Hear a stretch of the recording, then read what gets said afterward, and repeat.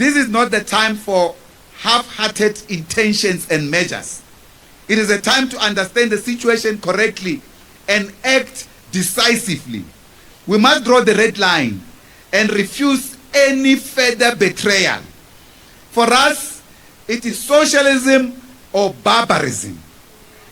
And therefore, we will not accept the barbarism of capitalism enforced on ourselves as a liberation movement, and we lose our soul. In this regard, we are wishing you well as you go in the terrain of our movement to campaign, as you strengthen our liberation movement by having an independent voice of the Communist Party in our communities. And with me, but don't treat other families the way you have treated us. Do justice with them. Thank you very much for that message, Sister.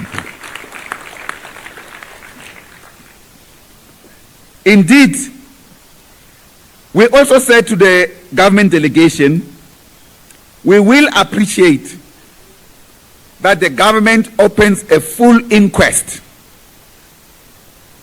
on the circumstances and the death of Comrade Chris.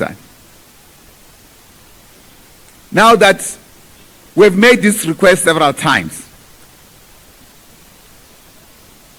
our provincial secretary, Comrade Jacob Mamabulo, Minashuru, as our host province, I should have recognized you properly amongst provincial secretaries. You are not just provincial secretary. Where is he seated? With his delegation. Jacob of the Communist Party and the leadership of Gauteng, we really appreciate.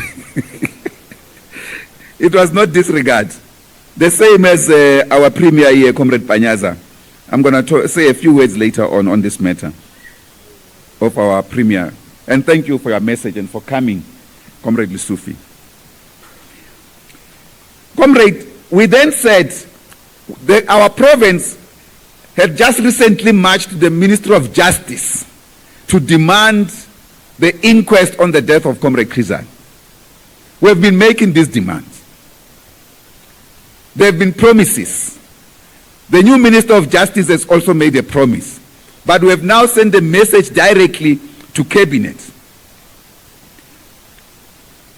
One thing worried us was the manner in which the Department of Correctional Services handled this matter, which seems to be the root of the problem. This which exposes the systemic failure to prioritize justice and dignity for the victims of apartheid-era crimes. And this, we believe, should not be left unattended. At the same time, Comrade Hani's legacy will continue to guide us. It is enduring light in our struggle against racial oppression, apartheid, imperialism, and capitalist exploitation. And his revolutionary ideas still calls upon us to intensify the struggle for complete liberation and social emancipation and the realization of socialism in our country. For us, Chris will never die. We will not rest until his vision for a just, equal, and socialist society is fully realized. And it is in this regard that we dedicate this report to his memory. We equally, as we look at the recent major political setbacks suffered by our movement, by losing the recent elections, that is our majority position in the battle for democracy through electoral contestation, which will certainly necessitate adaptation of our strategy and tactics of the revolutionary working class struggle. In this regard, we want to start by thanking our party brigades for their hard work in the elections campaign. These brigades were named after Chris. You did your best, and I think in this regard you deserve a round of applause for yourself and other volunteers who are not here.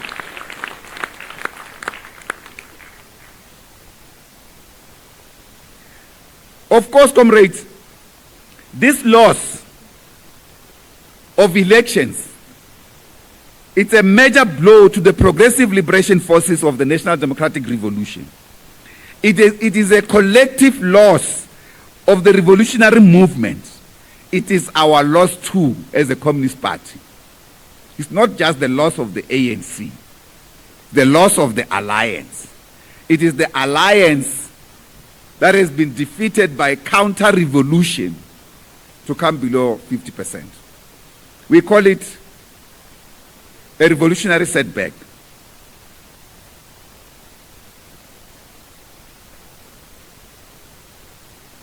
It is important, therefore, comrade, that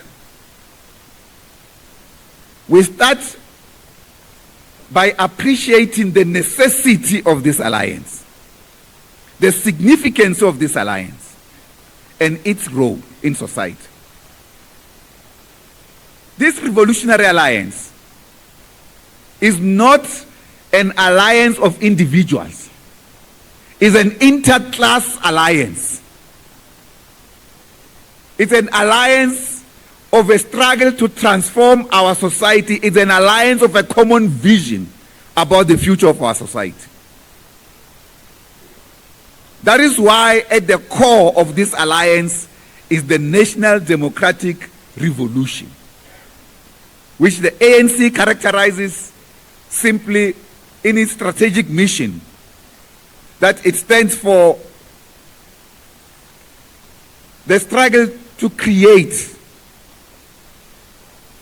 a non-racial, democratic, non-sexist, prosperous, and united South Africa,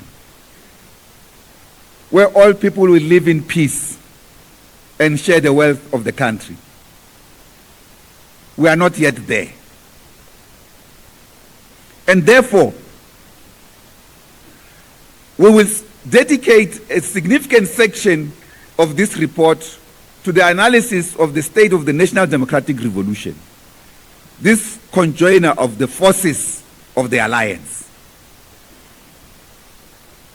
But before I get into details about that, let me elaborate the strategic task of this Special National Congress, the reason why we are here. The main and most immediate important task of this Special National Congress is to define the new role of the SACP in the context of a very serious and difficult challenges confronting the National Democratic Revolution and the revolutionary working class struggle for socialism. In other words, not just to define it, but to give impetus to how to rejuvenate the National Democratic Revolution, how to create a hope for this struggle in order to mobilize the masses to continue our struggle. We are also gathered so that we can collectively define this moment, having suffered this huge loss together as forces of the alliance. But we in the party must outline the task of the working class in this current moment. It's not just only conjectural analysis, but equally what we should do for the future. So the program arising out of this will become important. We should equally take responsibility for the mammoth task of tackling together with our people the acute crisis of the cost of living in our country, and therefore launch multiple campaigns against neoliberal economic system that is devouring our society and create a platform for self-reliance of our communities. This part, I'll speak at length about it, of some of the work that we have already begun to do in our communities. We are also called upon to refine and adapt our strategy and tactics of the National Democratic Revolution and socialism for effective implementation of the South African struggle for socialism, our program. In other words, how do we harness the various forces in our society to build a powerful socialist movement of the workers and the poor to confront the difficulties of capitalism in our country. And in this regard, the Communist Party must define the task of party building in the new period. We have entered a new period in our country. Some people have called this new period a new liberation struggle. But this will be determined by the extent to which we resist counter-revolutionary forces from literally under our noses hijack the national democratic revolution. It is in this regard that the Special National Congress should also see its task of both the party and the working class as a whole as the task of rescuing the national democratic revolution, which we have said is a direct route to socialism. And this program, therefore, lays the basic foundations towards socialism in our country, which is our party program. And therefore, one of the critical tasks of this Special National Congress, equally responding to the challenges in our country, as well as the moment that we are also going to define together, it's how to prepare ourselves to contest the coming local government elections in the new form from the usual ANC-led alliance process. We are practically reconfiguring the alliance. To do all of this, we need a strong Communist Party capable to work with the people for their well-being. Certainly, there will be challenges, but these challenges will not be insurmountable. Our revolutionary foundations must therefore stand from the theoretical framework of Marxism. At the same time, we must appreciate the front lines that have opened in our country. That is the battle lines. One of the battle lines and the resistance is through our government in Gauteng, led by Comrade Panyaza Lesufi. That's when I wanted to recognize you, Comrade Panyaza, properly. Let's first thank you for your resistance and for seeing the dangers coming towards our people and refusing. You cancelled 2 press conferences. That was discipline. Because the ANC leadership kept saying, whoa, whoa. And yet, the arrogance of the people that we were trying to accommodate, or the ANC leadership wanted you to accommodate, was showing that no, they are not prepared to treat us as human beings and even as equals. They see us as their kitchen girls and garden boys. It is this attitude, comrades, that we must defeat completely in this country. And your resistance, we know, at a high cost as the Communist Party. You have been subjected to an undue process, we must say, to our ally. We don't want to interfere in internal affairs of the African National Congress. But when the DA leaders, comrade delegation of the African National Congress, when the DA leaders speak in public and then ANC leaders follows with action, this worries us. It should not happen. We can't take decisions on the basis of the guidelines from our enemies. So the battle lines have been opened here in the province of Gauteng. We are now instructing our structures in Gauteng. Defend this government. Defend the leader of this government. Defend the African National Congress here in Gauteng.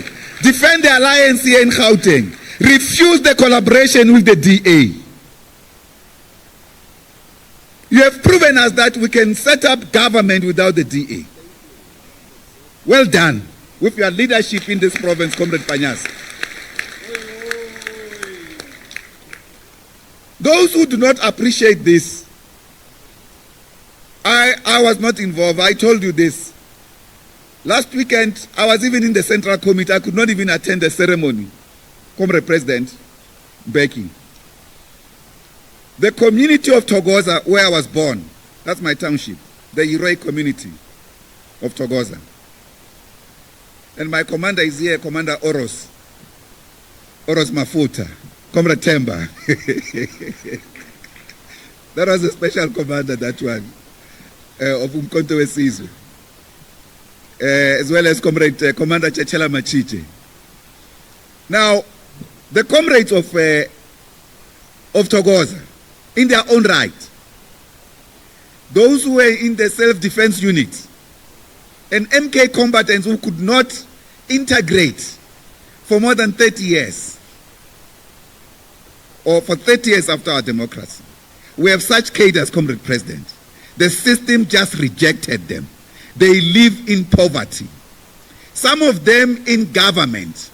I suspect, Comrade President, even in the team that you are traveling with, they are still holding low position despite the integration more than 30 years ago. They are not properly promoted and remunerated for their work. But those comrades in Thokoza, who Comrade Panyaza and the government of Gauteng employed them as security wardens, they held a celebration ceremony. They organized it on their own. They called me to say, we are slaughtering a cow. Can you please get Comrade Panyaza Lusufi to just come, even if it's for 5 minutes. We want to say thank you to him for making us human beings again. Mfana kithi uyibambile ibambe ishisa ungayeki skona ubone isizwe abantu on the ground. I'm glad that you were able to honor them. They organized this without checking our diaries. I was in the Central Committee. I was not able to join them. But Comrade Panyaza was able to go and join them and celebrate with them. This is happening across our province. We have said to some of our premiers, please emulate what this comrade is doing. It is possible to do it. Don't make governance sophisticated. Make government simple and be a thing of the people. Resolve people's problems.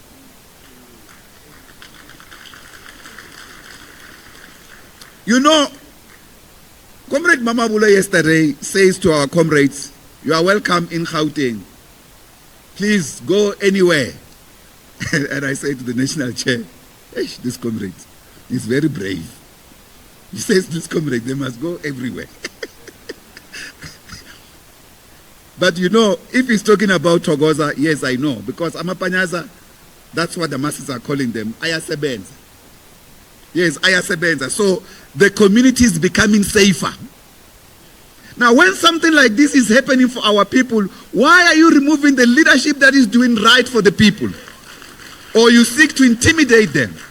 So that they get intimidated, they are bullied day in, day out. That's not the way to run our affairs. We encourage the best amongst us and those who are doing well. And if they are doing things in the wrong way, we call them properly and talk to them. We don't condemn a comrade for wearing a t-shirt.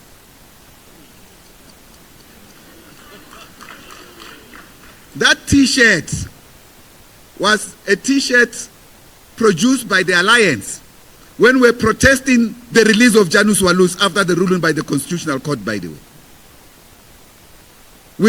We jointly released that t-shirt. It was printed properly by the ANC. We have adopted it now as our standard T-shirt. That we do not want anyone to kill Chris Hani again. Comrades, the electoral setback we have suffered, even though the extent of decline was shocking, we must indicate, comrade, that it was not unexpected. Of course, it was a wake-up call. The reason we say it was not unexpected is this. In our last Congress, the 15th National Congress, the SACP said the following, which is in our program. We're analyzing the state of the alliance and in particular the state of the ANC. We say in this analysis, the prospects for ANC unity and renewal are uncertain. And the class character of any such renewal, were it to occur, is equally a matter of struggle. That the ANC remains seriously factionalized with moral and political decay that has been far-reaching. Its future electoral prospects have also become uncertain, with a strong possibility of experiencing a further decline if it does not achieve a turnaround. If it continues, the electoral decline of the ANC could reach a point where it will be unable to form governments in affected levels without seeking coalition partners, and without which it could be dislodged. This reality has already struck in at least one province and a number of municipalities, including some metropolitan municipalities. This was our observation of the previous Congress. The unfortunate part is that we have never had an opportunity to discuss this with the African National Congress. They are not available.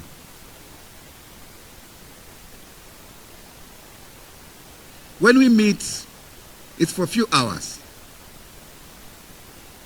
We don't want to join another president who used to say, no, we need more time, 1 week. But when a revolution is faced with such serious threats, and one of your allies makes an analysis of this nature, you certainly should listen and say, what are you basing this on? So we can discuss and find solutions together. We have no intention to weaken the African National Congress. If anything, our task is to strengthen it, not to weaken it. But comrades, this loss of electoral majority highlights two things: a deeply worrying, weakening subjective factor on the one hand, and the objective material conditions of the working class that are getting worse. In other words, we have a weak leadership at a point when the living conditions of the masses have worsened. But this is a task of the entire revolutionary leadership. It's not a blame, but it's to say, when you are a liberation movement occupying political office and exercising political power, you exercise it effectively for the interest of the people. We could not intervene to halt this deepening crisis.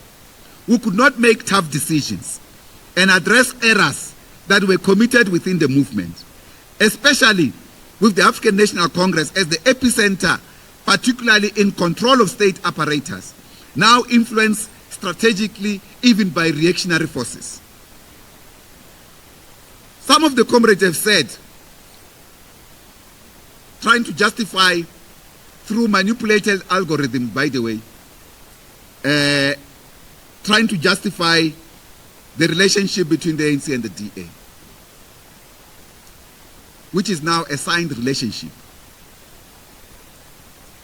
We did not know this. President Tambo indicated that our alliance was not signed, apart from the three doctors pact President Mbeki, of Dr. Neka, Dr. Dadu, and Dr. Kuma, President of the ANC, the Three Doctors Pact, in the run-up to the mass programs by the liberation forces against the apartheid regime. President Tambo says, our alliance was forged in battles, in struggle.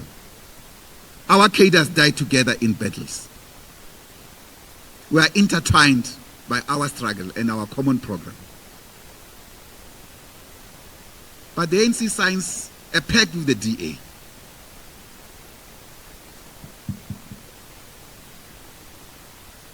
And it's not said by us. We first see it with a tweet from Adrian Basson of News 24. He threw a tweet with the signature of the Secretary General of the ANC on the one hand and the Federal Chairperson of the DA, Ms. Zille. And a few hours later, Steenhuisen announces the pact. It's not even announced by the ANC. What do we do, comrades? Because the African National Congress is not a separate entity from us in our struggle. And when such things happen without consultation, you feel a deep searing pain. Because the constituencies of the Communist Party want answers. What do you say? No, the comrade says democratic centralism, comrades. The leadership has decided. So all of us must follow. In the military they say, comply and complain later. So for the military it's okay because you are going to war. If you are going to war, you can't have a democracy going to war. When a soldier is going to battle, is going against the fire coming across them, there's no democracy. I will not choose to go to a battle like that. Only a few of the bravest will do so. But of course, soldiers are trained to advance in the midst of fire.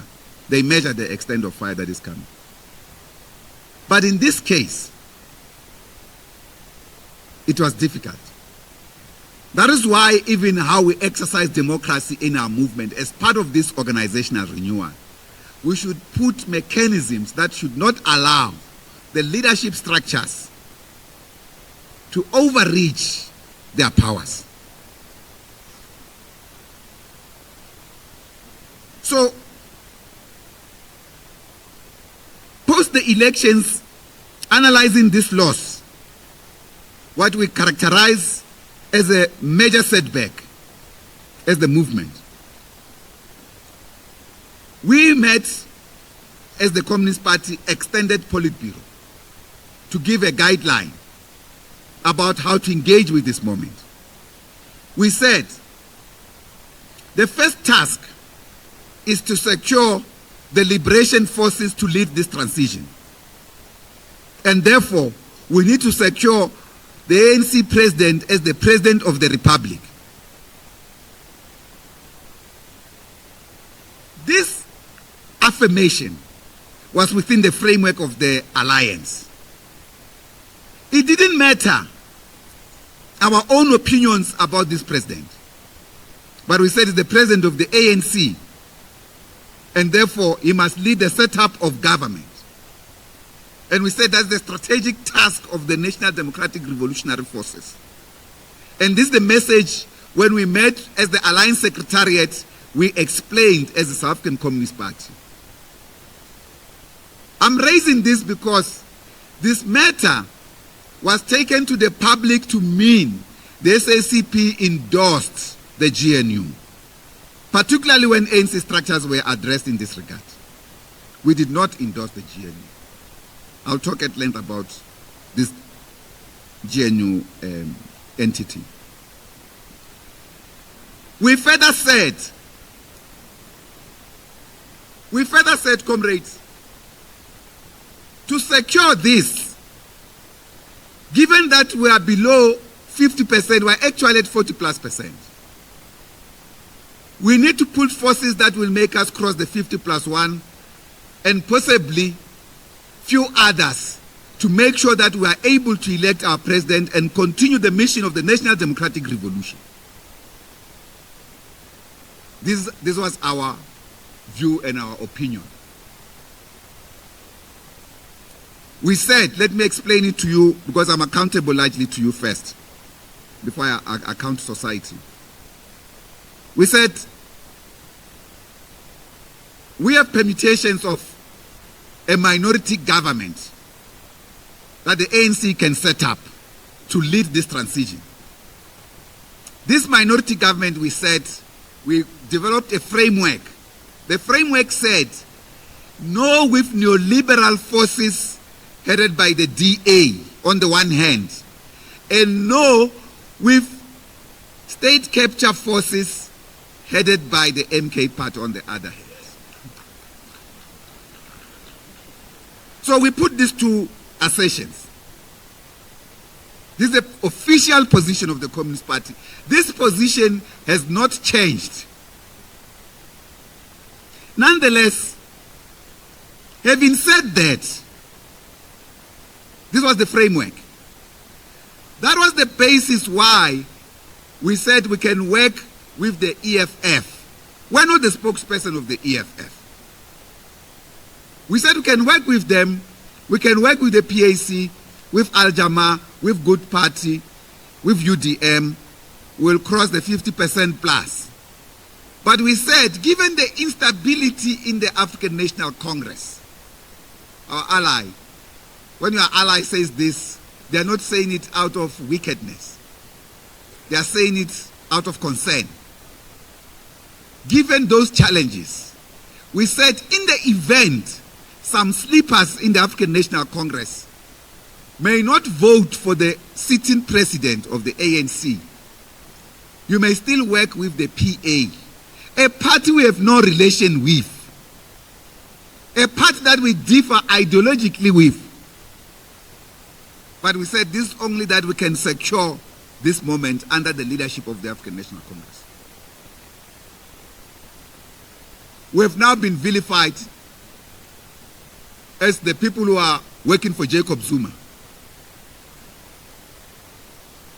In our case, from the beginning, even before the ANC articulated this thing clearly, we were the first to say what former President Zuma has done by setting up a party and even calling it Umkhonto weSizwe Party was a counter-revolutionary move. And we rejected that with the contempt that it deserved. We said so. We have equally said that was an expression of a counter-revolutionary offensive from within the liberation forces. But the counter-revolutionary offensive that was big was from outside, inside South Africa by forces of capital and their links of international capital. These are forces that sought to remove the democratic movement and the liberation movement from political power. Here at home, their political expression is through the DA. That is why, in principle, we rejected any relationship with the DA. This, comrade, remains our principled, in fact, our policy and our principled rejection of colluding with capital in this regard through the DA. The media, and we raised this thing yesterday, we had a press briefing with the media. But I'm accountable to you, I need to talk to you now. We said this to the media because they make assumptions about us without even verifying facts from us. Despite many a times reasserting this, they keep saying, Sunday Times comes out and say, you have agreed to work with the MK party, the SACP is supporting MK party. We said it's not true, please correct that. They said they'll correct it in the next edition. They don't correct it in the next printed edition, but they corrected it in the digital edition. which, for instance, I don't even read. I don't have access to it. I don't see it. I complained to our national spokesperson, Dr. Mashir, hey, Comrade Mashir, this thing didn't appear. He said, no, the editor said, no, they did it in the digital edition. I said, let me see it. It doesn't come. The following Sunday, they repeat the same thing. I get a call from one of our comrades in KZN. He says, no, Paula, but please, almost like crying. Why is the SACP endorsing this man? I said, what do you mean? He says, no, you keep, I say the Sunday Times. I call Mashim, these people have repeated this. I go and buy it, I find it again. We correct them. They say they corrected it again in the digital edition. Then when we expose this thing in public, then, because I did an interview with another media house in their podcast, and then I revealed this fact because they were also trying to say, are you with MK Party? When I said that weekend, then Sunday Times, instead of apologizing, they say, Mapaila Mampara of the week. Because he no longer has class prism. He has a nationalistic prism. He's only talking about the unity of black parties. What is wrong with black organizations and black people uniting? There's nothing wrong principally with that. The issue is when there's narrow nationalism that is racist. We will object to that. But we can't object to the unity of the African people. That's one of our founding tasks of the movement, to unite the African people to fight for their land, in particular, to fight against the land dispossession. We will talk about this question of the land, by the way, in the report later on. So it is in this regard, comrades, that then later on, there was a criticism in public, which we know they concocted even some of this criticism, particularly in the social media space, from a consequence of a conference in Gdansk in Poland, a conference convened by the European Union, together with the Brent Foundation. And the Brent Foundation is the foundation of the Oppenheimers. This Brent Foundation brought there 50 African leaders to the meeting in Gdansk. In that meeting, they brought some editors from South Africa. I don't have to mention their names, but those editors were predominant commentators in the recent elections on television and radio, condemning the liberation movement. But what worried us was that among the forces that they pulled together to that meeting in Gdansk were the leader of Renamo in Mozambique, the leader of UNITA in Angola, and other opposition parties in Zimbabwe and so forth, including Tendai Biti, who came here after that in a seminar organized by the Mail and Guardian to condemn the liberation movement. And I'm now told the reason he's doing that is because he's actually publishing a book against the liberation movement. And even his condemnation of the liberation movement was a big, the whole day headline news on SABC radio, various radio stations. Now, that counter-revolutionary offensive, comrade, must not go unchallenged. Particularly post-elections, then the ANC go into the same bed with the same forces that wanted to remove it out of power. What must we think?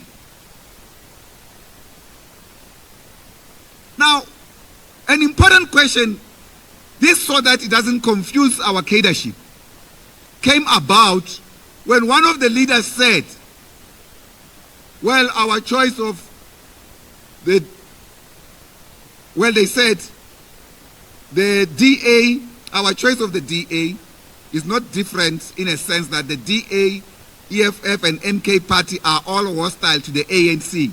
So what is the problem? And we entered the frame to indicate that the difference is that the DA is a party of the capitalist forces. The party, the spokesperson of monopoly capital in this country. It has no interest of the people of our country. But under democracy, even such reactionary forces are allowed to exist. They must not confuse revolutionaries. In this regard, we were not endorsing either the EFF or the MK party. We were saying in setting up the minority government, yes, the ANC could have worked with the EFF. And we made our stance very clear in that regard. And very clear also against the MK party. I felt it's important that we clarify this so that this matter is clear from our structures, not from what the media continues to say. Now, the National Democratic Revolution, comrades, our deeper analysis is that it has reached a very difficult moment. We have suffered a major setback, and we can say this NDR has been derailed. Because of this derailment, it will require the forces of the National Democratic Revolution to come together, strategize together, develop a joint program to respond and to rebuild itself. But what were the causes for its derailment? Fundamentally, economic policy choices of neoliberalism that favors big capital than resolving the problems of the people. One of my comrades here, you know, and I have to reveal this because Comrade Mbeki, President Mbeki, we used to debate this piece of yours that you addressed the University of, I think you were in Ottawa in Canada. And you had a piece titled, if I'm not mistaken, When the Seed of Time Has Come, when the germination of a seed, when its time has come. We're talking about the upsurge of mass struggles in our country to destroy apartheid. And we're excited as young MK cadres reading this piece. We're talking strongly about this Thabo Mbeki. Then in this discussion, one comrade says, hey, but you know, I hear you are obsessed with this Thabo Mbeki guy.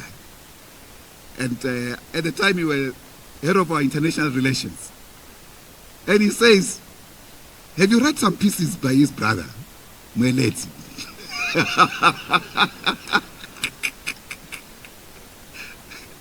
So I must appreciate that Comrade Mweleti is here, is my special guest. Thank you very much, Comrade Mweleti.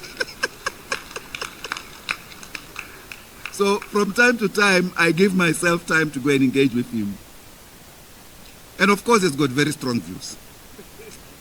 And now I understood why that question arose.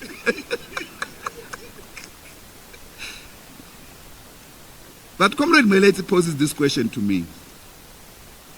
He says, yeah, comrade, I hear you. But what will you say is the national grievance of the people today? Because this movement over the years has always tried to tackle this question. I'm going to respond to this question today, Comrade Mweleti, as we respond to the challenges facing the National Democratic Revolution.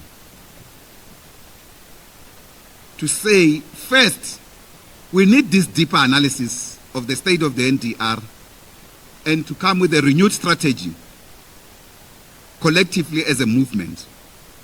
And this new strategy should start from rejecting any collaborationist tendencies that will undermine the NDR, that will betray the hopes of our people, that will capitulate to capital and to reactionary forces.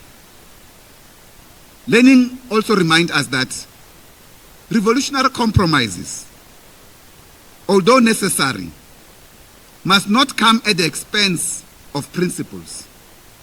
That political power, especially for the working class, remains the central question of any revolution.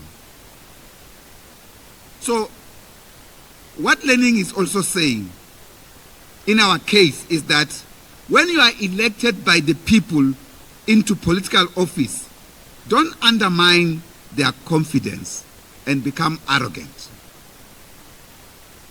I can tell you, comrades, mina arrogant ngiyaz.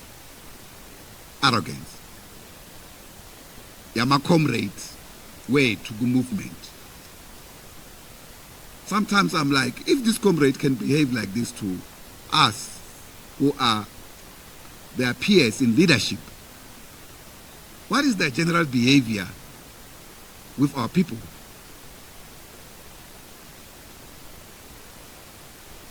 Some time ago, I had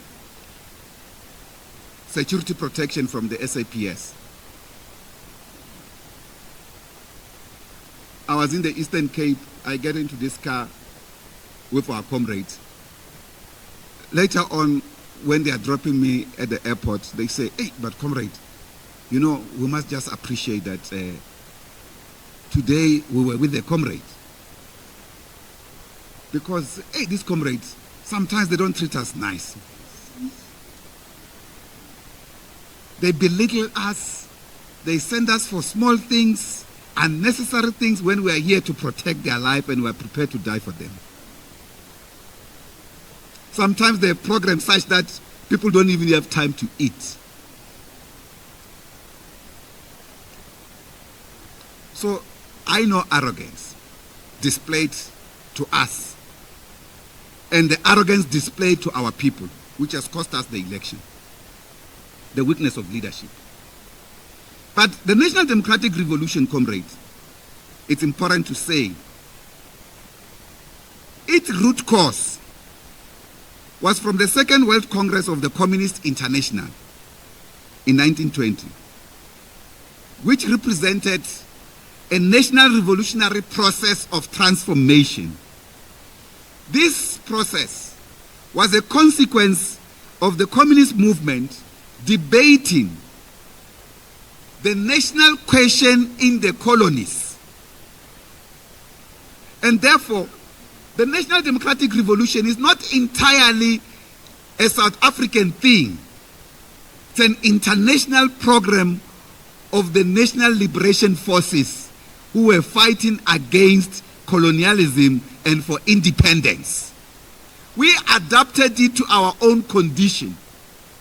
Hence, we characterize colonialism of a special type in the conditions of South Africa, in which the enemy and the people were occupying the same place. For instance, we have over centuries the colonizers who were already here and were not returning back to Europe. So these colonizers were now indigenized, so to speak. Comrade from Azapo will discuss this question later on, whether it's an appropriate terminology of the indigenization of the European settlers in our country. So we had settler colonialism. And in this settler colonialism, we equally developed how to resolve the South African conditions of the working people and the national people. And we said, in our case, one of the immediate tasks of the National Democratic Revolution will be to end national oppression of the African majority, that is, black people in general and Africans in particular. But further said, in this regard, we remain committed to a non-racial South Africa. And we also want to fight against patriarchy, the foundation of gender-based violence, the basic foundation. There are many other reasons for it. But patriarchy as a system of unequal power relation between men and women was also an expression of the colonial capitalist system. And therefore, we had to resolve this thing and create and have a commitment to create a non-sexist society. And therefore, end national oppression of one national group by the other. That's our adaptation of the National Democratic Revolution to the conditions of South Africa. But its core task remains national anti-imperialist democratic revolution. That's the foundation of this NDR. It's not just some nice word to say when you are happy and say you know politics.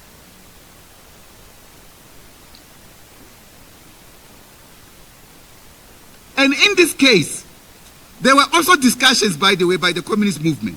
One of the discussions was particularly a concern raised by the comrades from India, wherein in India, the colonial bourgeoisie had already entangled the local elites, promoted them to project a posture of what we characterize in inverted commas national black bourgeoisie. In our case, we can call them the black bourgeoisie.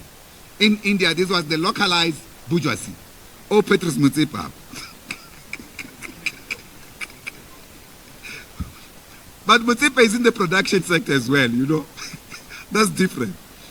So when they were dealing with this question, they said, the Indian comrades were raising this question that these indigenous bourgeoisies are entangled with the interests of colonial capital.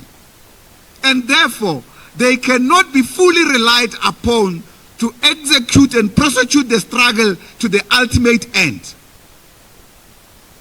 That is why, in our case, the adaptation was the program of the National Democratic Revolution will be driven by the interest of the working class. In other words, the working class aspiration, which is the aspiration of the majority, will constitute the soul of the National Democratic Revolution.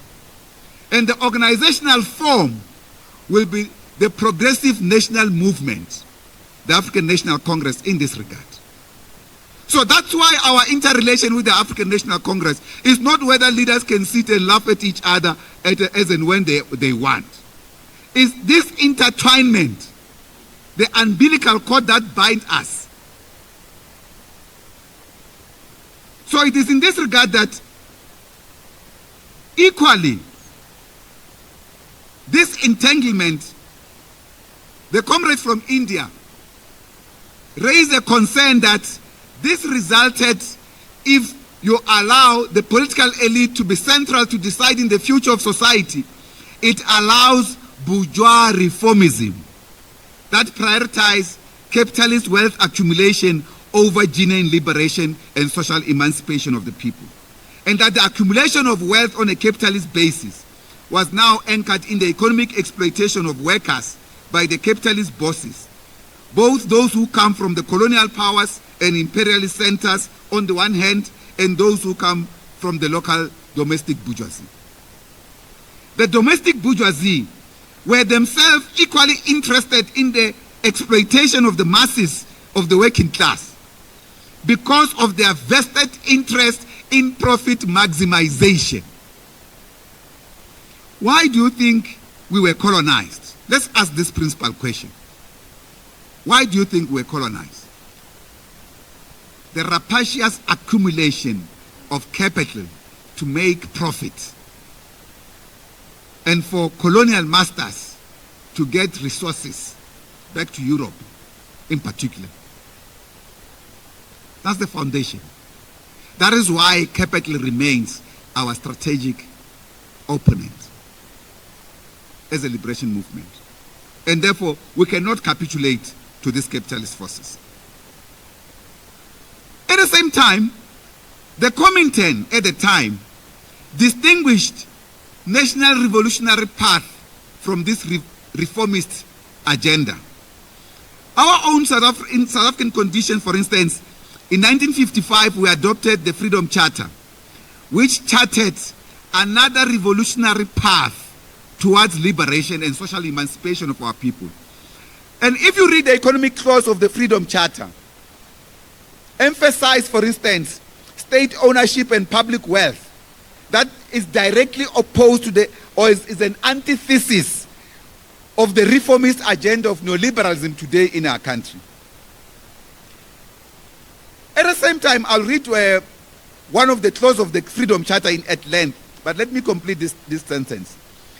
In the 1960 meeting of communist and workers' parties in the Soviet Union, which further refined the theory and strategy of the National Democratic Revolution, it reaffirmed the centrality of political freedom and liberation, as well as economic and social emancipation. So this theory was further developed. And as part of this movement, as the Communist Party, we continue to also engage our national liberation forces in this regard. This meeting of the National Communist and Workers' Parties continue to define the NDR in different colonized countries as national anti-imperialist democratic revolutions. And they even went further. It can be understood, because this was a meeting of communist and workers' parties, that this historic mission has a task of pursuing a non-capitalist form of development in order to meet the material needs of the people. And that became the central elaboration of the SACP on the National Democratic Revolution as the direct and the shortest route to socialism. For instance, here's our dear ambassador from Eritrea. I always say, if you are a socialist in Africa and you have not been to Eritrea, you will never understand mass progress that the people can make in realizing social equality. But we need a task, Ambassador Omar. Every year, a joint visit of party cadres to Eritrea. La bayasajwa abantu base Eritrea. Ku government wethu. U Prime Minister umngani wami ufuna ukuza la. They can't give him diplomatic passage. Akazi government enjani esiranayo. Let alone President Afwerki. One of our strongest comrades as well on this African continent. But the thing that also worries the Eritreans is that you comrades in South Africa, you don't want to work with us practically on economic matters. But here, the companies that we work with, you must hear this very clearly. They say the companies that we work with in the mining sector, majority of them are from Canada, Australia, Britain, and so forth. But all of this, their top management and technical teams are South African people. Because they issue them permits to work there. They say, but what is the problem? Yeah, I mean South Africans working as professionals here for foreign companies. We have to rectify this thing. Of course, comrade, the 1962 program of the South African Communist Party, the South African Road to Freedom, further elaborated this question of the National Democratic Revolution and conceptualized appropriately the concept of colonialism of a special type, which itself became an important contribution to the theory of Marxism and revolutionary thought within colonies. And therefore, this was also a response to the May 1961 declaration by the apartheid regime of an independent republic in South Africa. So we had to respond to that reality. At the same time, we appreciated that we were living in a country that was completely occupied by colonizers. And the Communist Party's articulation of this, the National Democratic Revolution, was further made as a contribution, and the ANC on its own, in its 1969 strategy and tactics adopted at Morogoro, further elaborated the gist of what the National Democratic Revolution is about. In the Morogoro strategy and tactics, the ANC says this about the National Democratic Revolution. I quote, they say, "Thus, our nationalism must not be confused with chauvinism or narrow nationalism of a previous epoch. It must not be confused with the classical drive by an elitist group among the oppressed people to gain ascendancy so that they can replace the oppressor in the exploitation of the mass." Close quote. This ANC strategy and tactics, Morogoro. It further says, "Our drive towards national emancipation is therefore a very real way bound up with economic emancipation. We have suffered more than just national humiliation.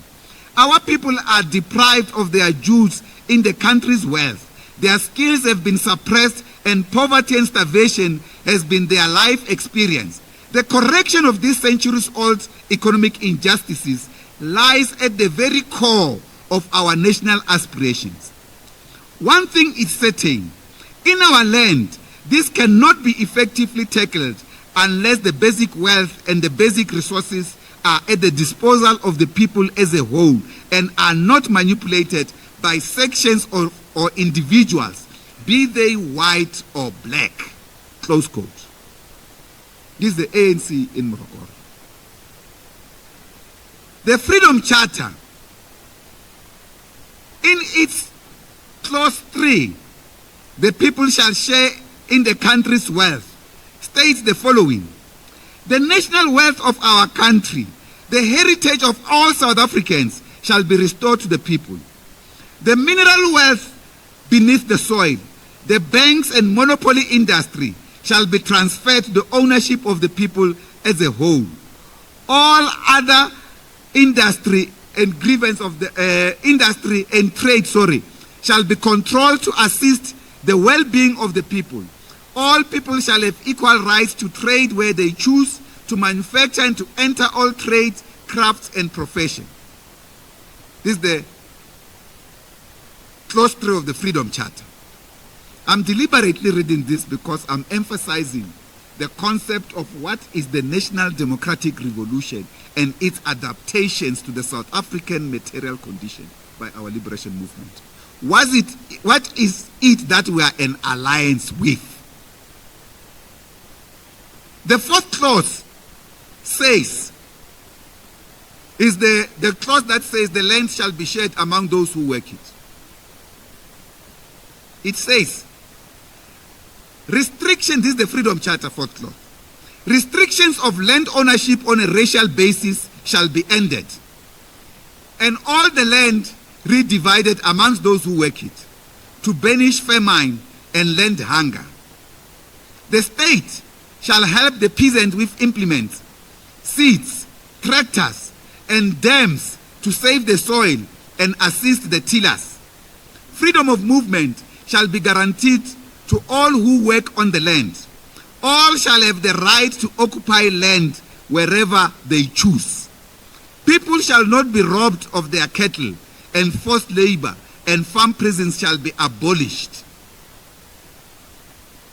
This is the 4th clause of the Freedom Charter. I read it in full. Now, comrades, I want to respond as part of our response to Comrade Mweleti. He said, "What is your grievance now?" I have demonstrated by outlining this to appreciate that you all know land hunger in this country continues 3 decades into democracy. So, to fully resolve the national grievance of the black people in general and Africans in particular, which is to resolve the land question. That's the answer, Comrade Meleti. We have not resolved this question. This is the question ezumbango ekaya. This is the question, the source of poverty in our country.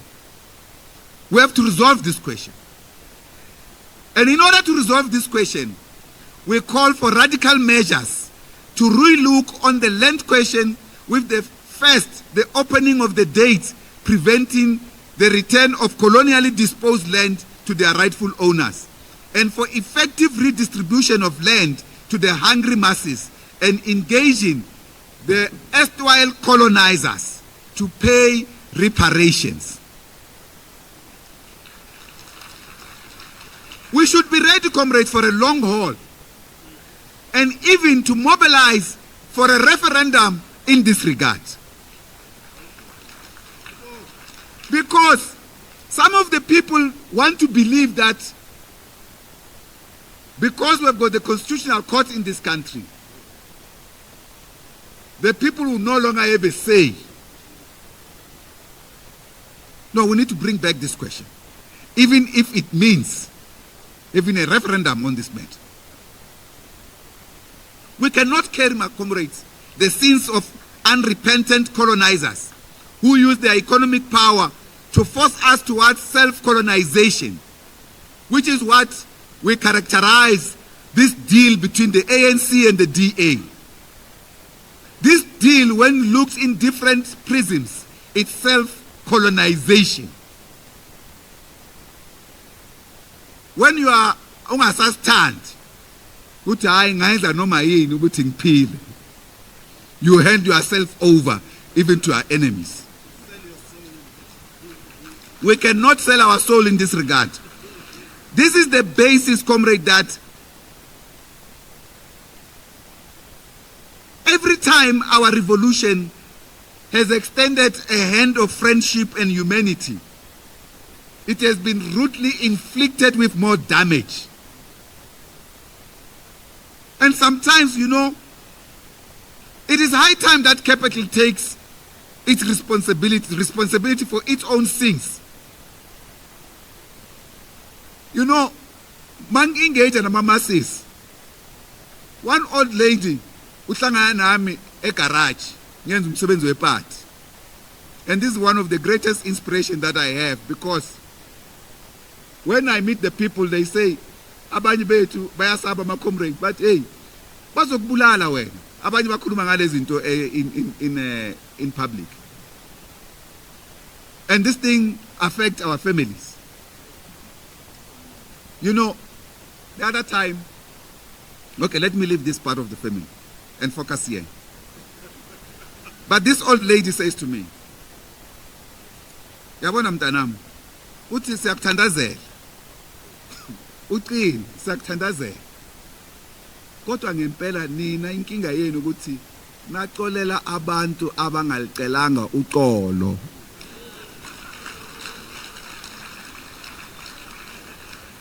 President Mbeki,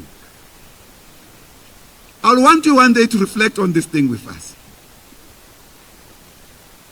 This was the view from an old lady greeting me at the garage and saying, "Siyakuthandazela." So, this stance, comrade, must categorically reject any elitist nationalism and bourgeois reformist tendency. This is the stance both of the Freedom Charter and the ANC strategy and tactics. But if you like, the national grievance of the masses today is also their continued denial of their access to wealth by an elite pact of the ruling class and section of the liberation movement. Comrade Meleti, that's the second response on this, the national grievance. Clearly, the narrow nationalist elites have abandoned the class content of the National Democratic Revolution and thus are unable to transform the economy to be in the hands of the people.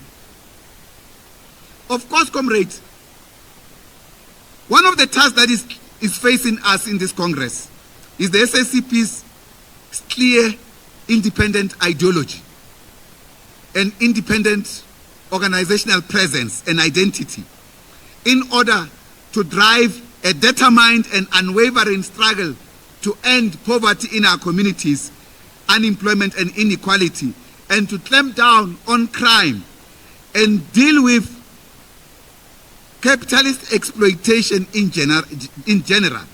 We have a duty, comrades, to ready ourselves for the difficult task ahead, given the changed political situation. It is in this regard that, for instance, whilst we have noted the positive outcomes, we shared this thing with the media yesterday, because some of them are creating an impression that we are not registering any progress we have made in the last 30 years. No, we appreciate this progress, massive progress. But this progress was largely the responsibility of government. Electrification, water articulation, building millions of houses for the poor, access to education and everything else. This has been the achievement of the revolutionary government. Capital has been running away scot-free on this. Of course, comrades, we have started some work in our communities. We have seen some of the leadership we have invited here from traditional leaders. Some of them were working in their communities as traditional leaders. In other words, when you go to villages, whilst we have a democratic local government system, you also have traditional system. We have started village development programs, turning around the living conditions of the villagers. These are pilot programs, but they are reaching a stage where we cannot keep them as pilots. Date Motsepe, ena a battle private talks. Because of this crisis of working in the villages, particularly to tackle the crisis of hunger and poverty, we start by assisting the communities on how to plow the land and grow their own food across the country. We started this thing at the village of Paramount Queen Clara Mashile. She's here. They've introduced her presence, and she has received us very well. She will forgive me to say this. A young, intelligent, educated African Paramount Queen, committed to the development of a community. And she said, I'm not afraid to engage with you communists because I see you are trying to set up some programs in my community. Let's engage. I've got ideas. And we had discussions with her, and we realized that with such kind of leadership in our communities, and another vibrant king, Shole, from the Northwest, amazing group of traditional leaders. But with Paramount Queen Clara in Matibidi, we started a project to till the land. And we found that the area has no water. So we went to our comrades from the Communist Party of China and said, hey, we want assistance to put up a borehole in this area because we are starting a rural development program, a village program, and we know you used this kind of a program to end hunger in China and to lift over 750 million people out of poverty. That's a revolution in motion. They said, no, we will help you. We are putting up 3 boreholes in Matibidi. We are fencing a community area to plow the land. Now we went to other areas in the Northwest. In the Northwest, we found that there are 42 villages. Too difficult for us And we went to Dzumeri in Limpopo. We have already put up a borehole and assisted old women in the village who were plowing food, and their pump had broken for over 4 years. It could not be fixed because Eskom was having a problem of fixing load shedding in the country. We put up a borehole. We went to SCATHING village in Kwakwa, Free State, Akhoshi Muloi, the heroic Muloi. And we put up a borehole in the community. We are putting a program to make sure that in every area where we go in these villages, ultimately, every single household would have someone working and having an income and also secured by food security.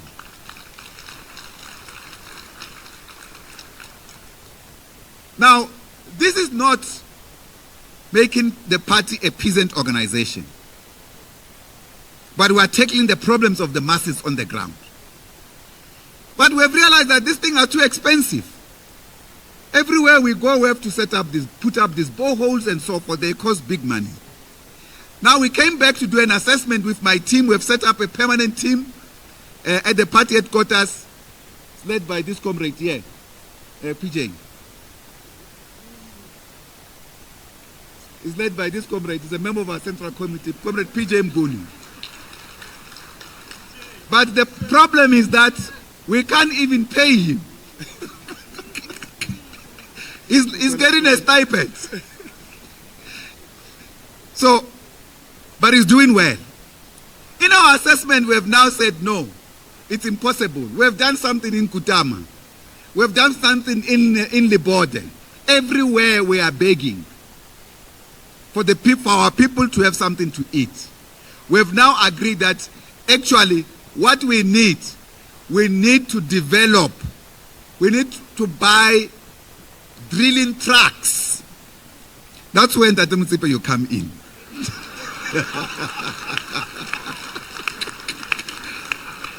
Because it's too expensive. We are realizing that already. If we have just from the beginning bought a drilling truck, we will be doing more villages. Because it's difficult. Our people have a crisis of water. That's a fundamental problem in our communities. So we need to tackle this question. Of course, comrades, in this regard, Chairperson, I'm within my timelines, but I'm going to come towards the ending. In this regard, we have worked with our traditional leaders across the board. We're recently in Mpumalanga. Ubabu Inkosi Usezo Mahlangu also said, I'm willing to work with you in my community to give you pieces of land so that we can banish hunger.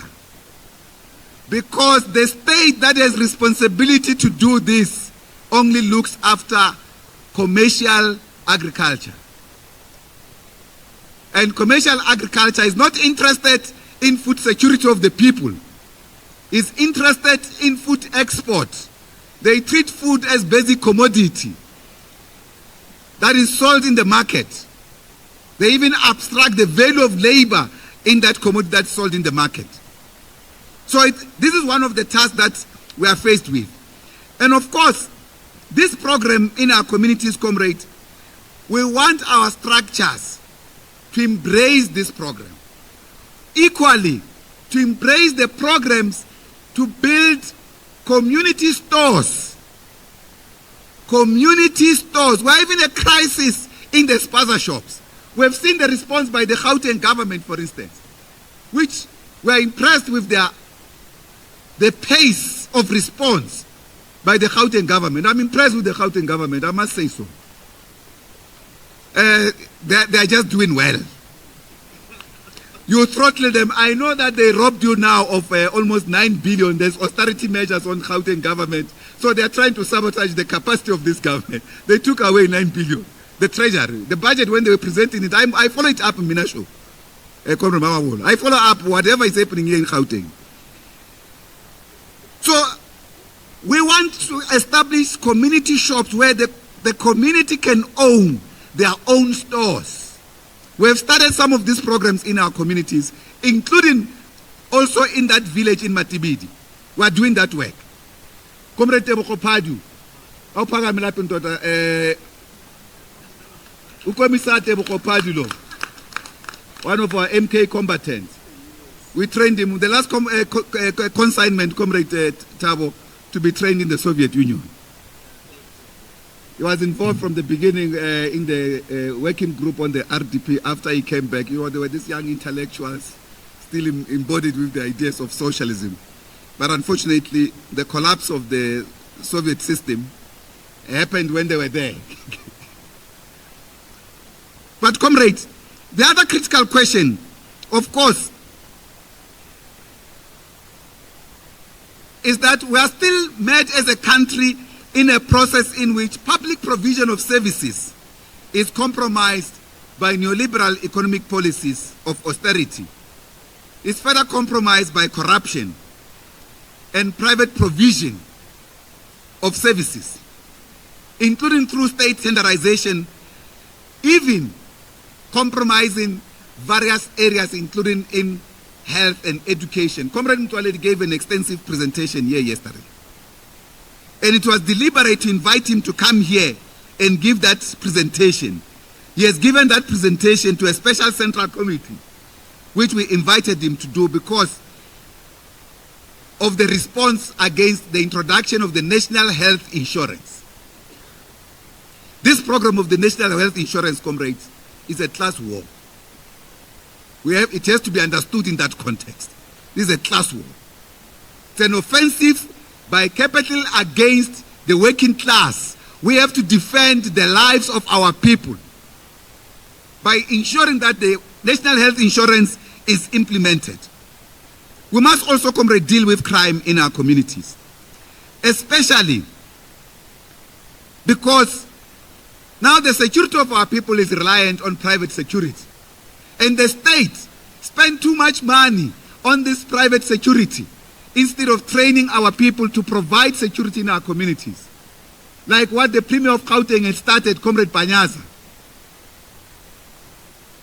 So this is very important to appreciate that we can do these things on our own.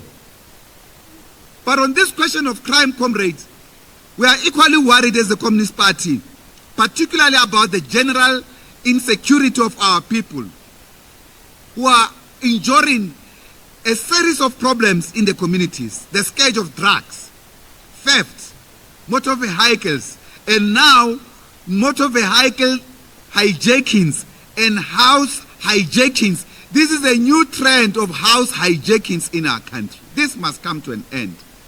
President Dakana, you know it as the president of SANCO, that this is one of the general problems the community are complaining about. The house breakings, robberies, murders, and massacres. A new trend of multiple murderers of people, massacres. We have to deal with this crisis in our communities. Femicide and gender-based violence and other contact crime have to come to an end through mass mobilization by the Communist Party in our communities. In this, comrade, we have also seen public infrastructure being affected and also being attacked and looted, including electricity infrastructure. Now,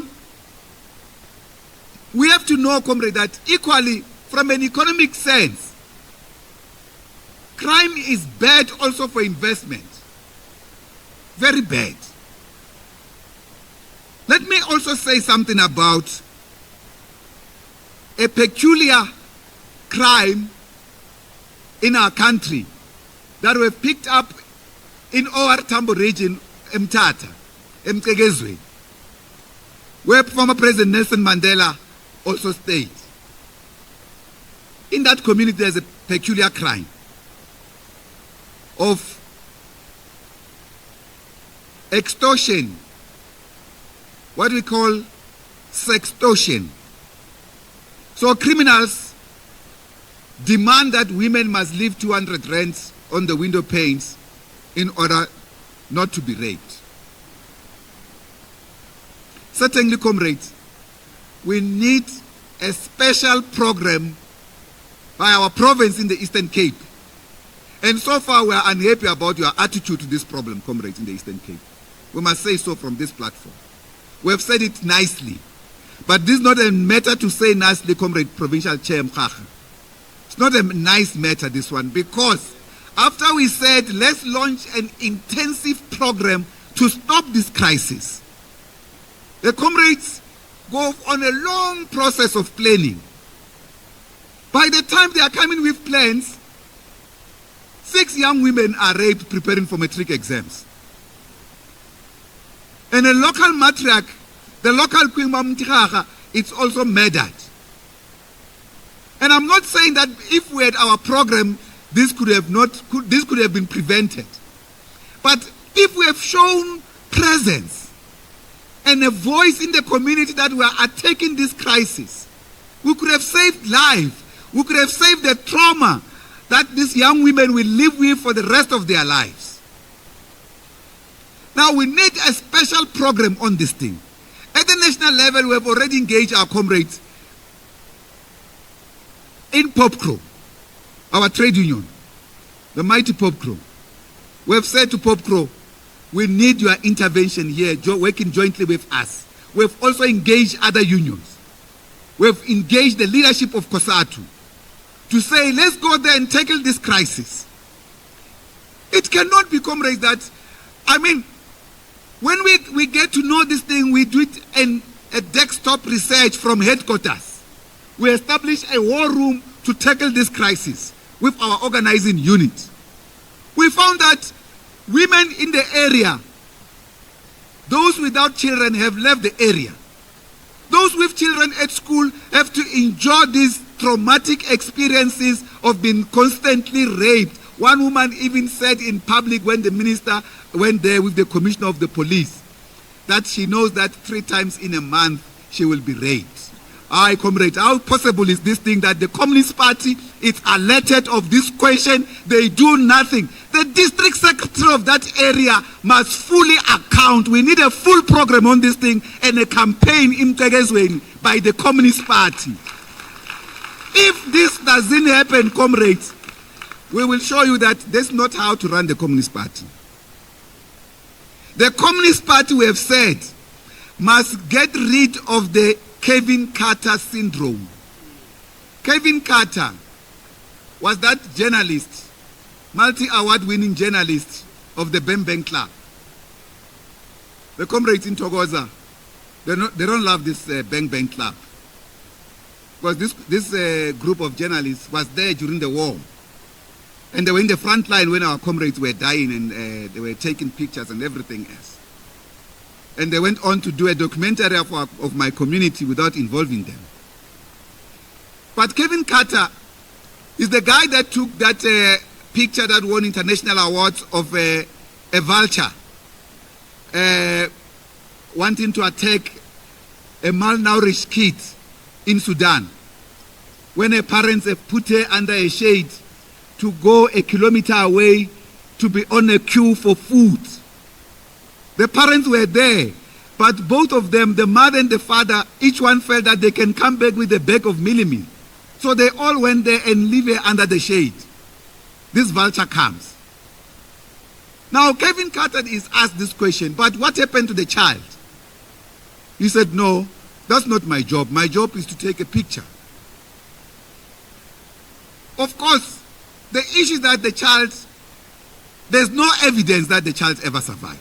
And when this thing came out, and everyone kept asking him what happened to the child, and they gave him a big award with prize money, he got into a depression. He ultimately died. We're not celebrating Easter.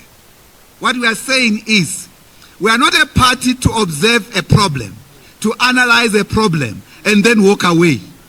No, we are not that party. The party that we are talking about is the party that should say, before Christmas, the people of Umtegezweni, the women, should feel free, even if they forget to close the doors of their houses and sleep in peace. That's when we know the party exists there, both in the district and in the locality. If it doesn't exist in the locality, we must go there and help it to exist. So this must apply across the board. At the same time, comrade, we have said the Communist Party must also articulate clearly the economic task of a party branch. So party branch is not just a branch of theorists who will gather at a local school and have a good discussion about Marxism, Leninism, and quote Lenin and everything else and say, no, I'm a good comrade. Now I'm ready for a candidate in the next election. No. The barometer must be different. The role of the party branch, the economic role and task of the party branch in the community. I know many of you are doing many other things, good things in the community as well. Some of you are having foundations and so forth, which are doing well to support local struggles.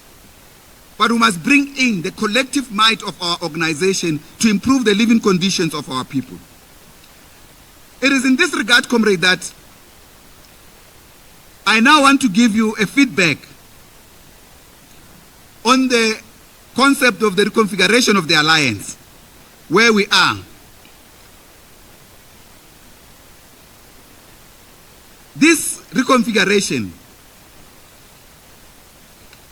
it's a consequence or lack thereof, and the way we are moving forward with regard to economic policies or even contesting election has to do with the failure of our movement to reconfigure itself.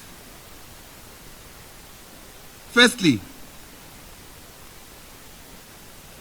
we started this process as the Communist Party through our Young Communist League.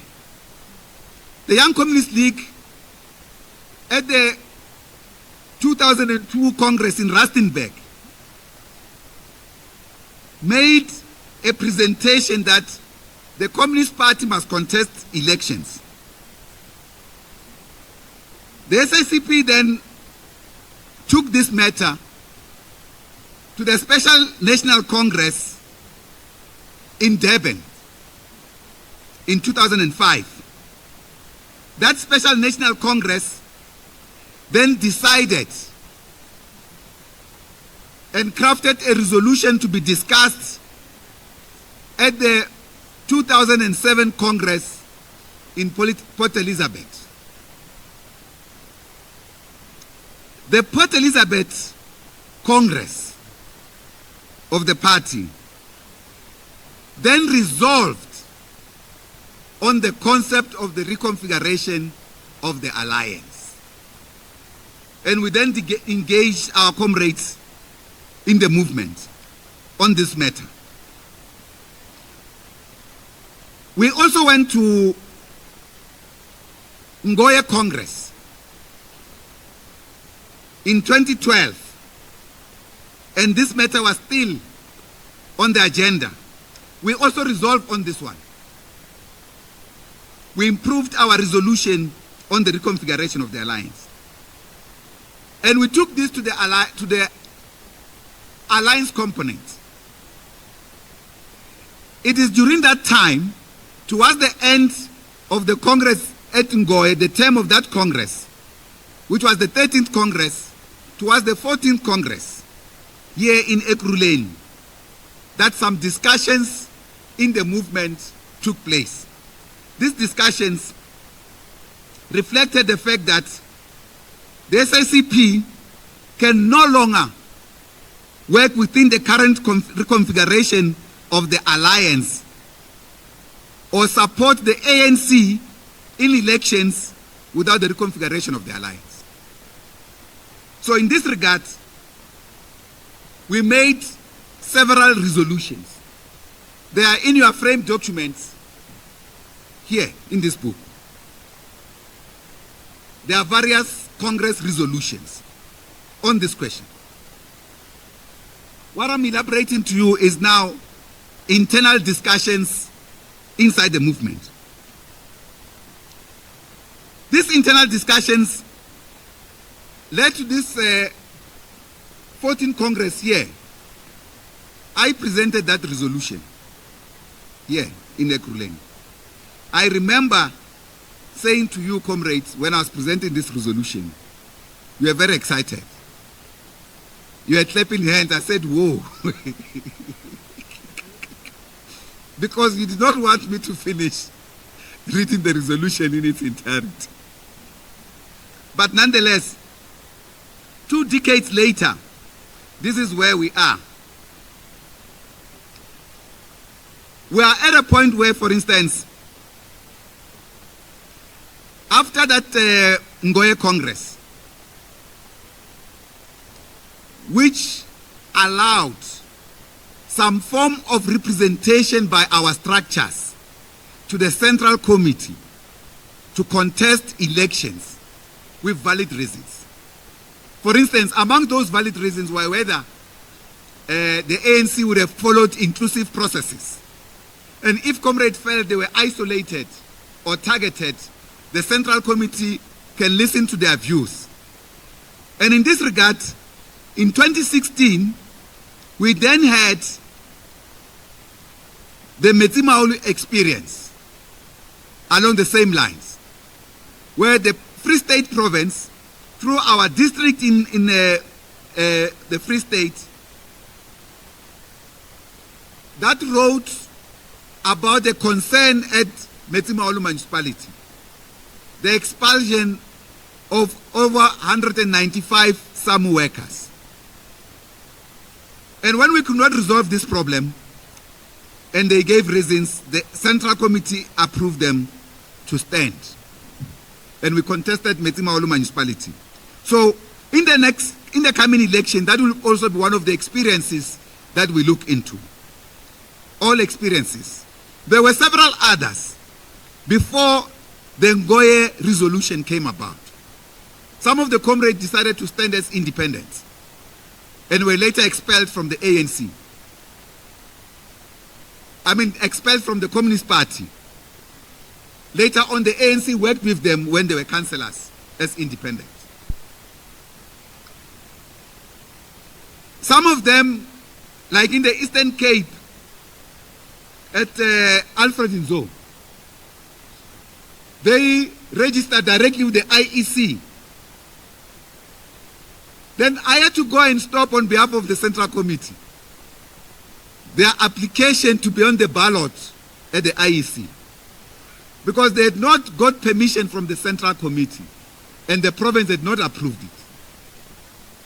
And others in Maruleng, in the northwest, ultimately left and created a local communist party to contest elections.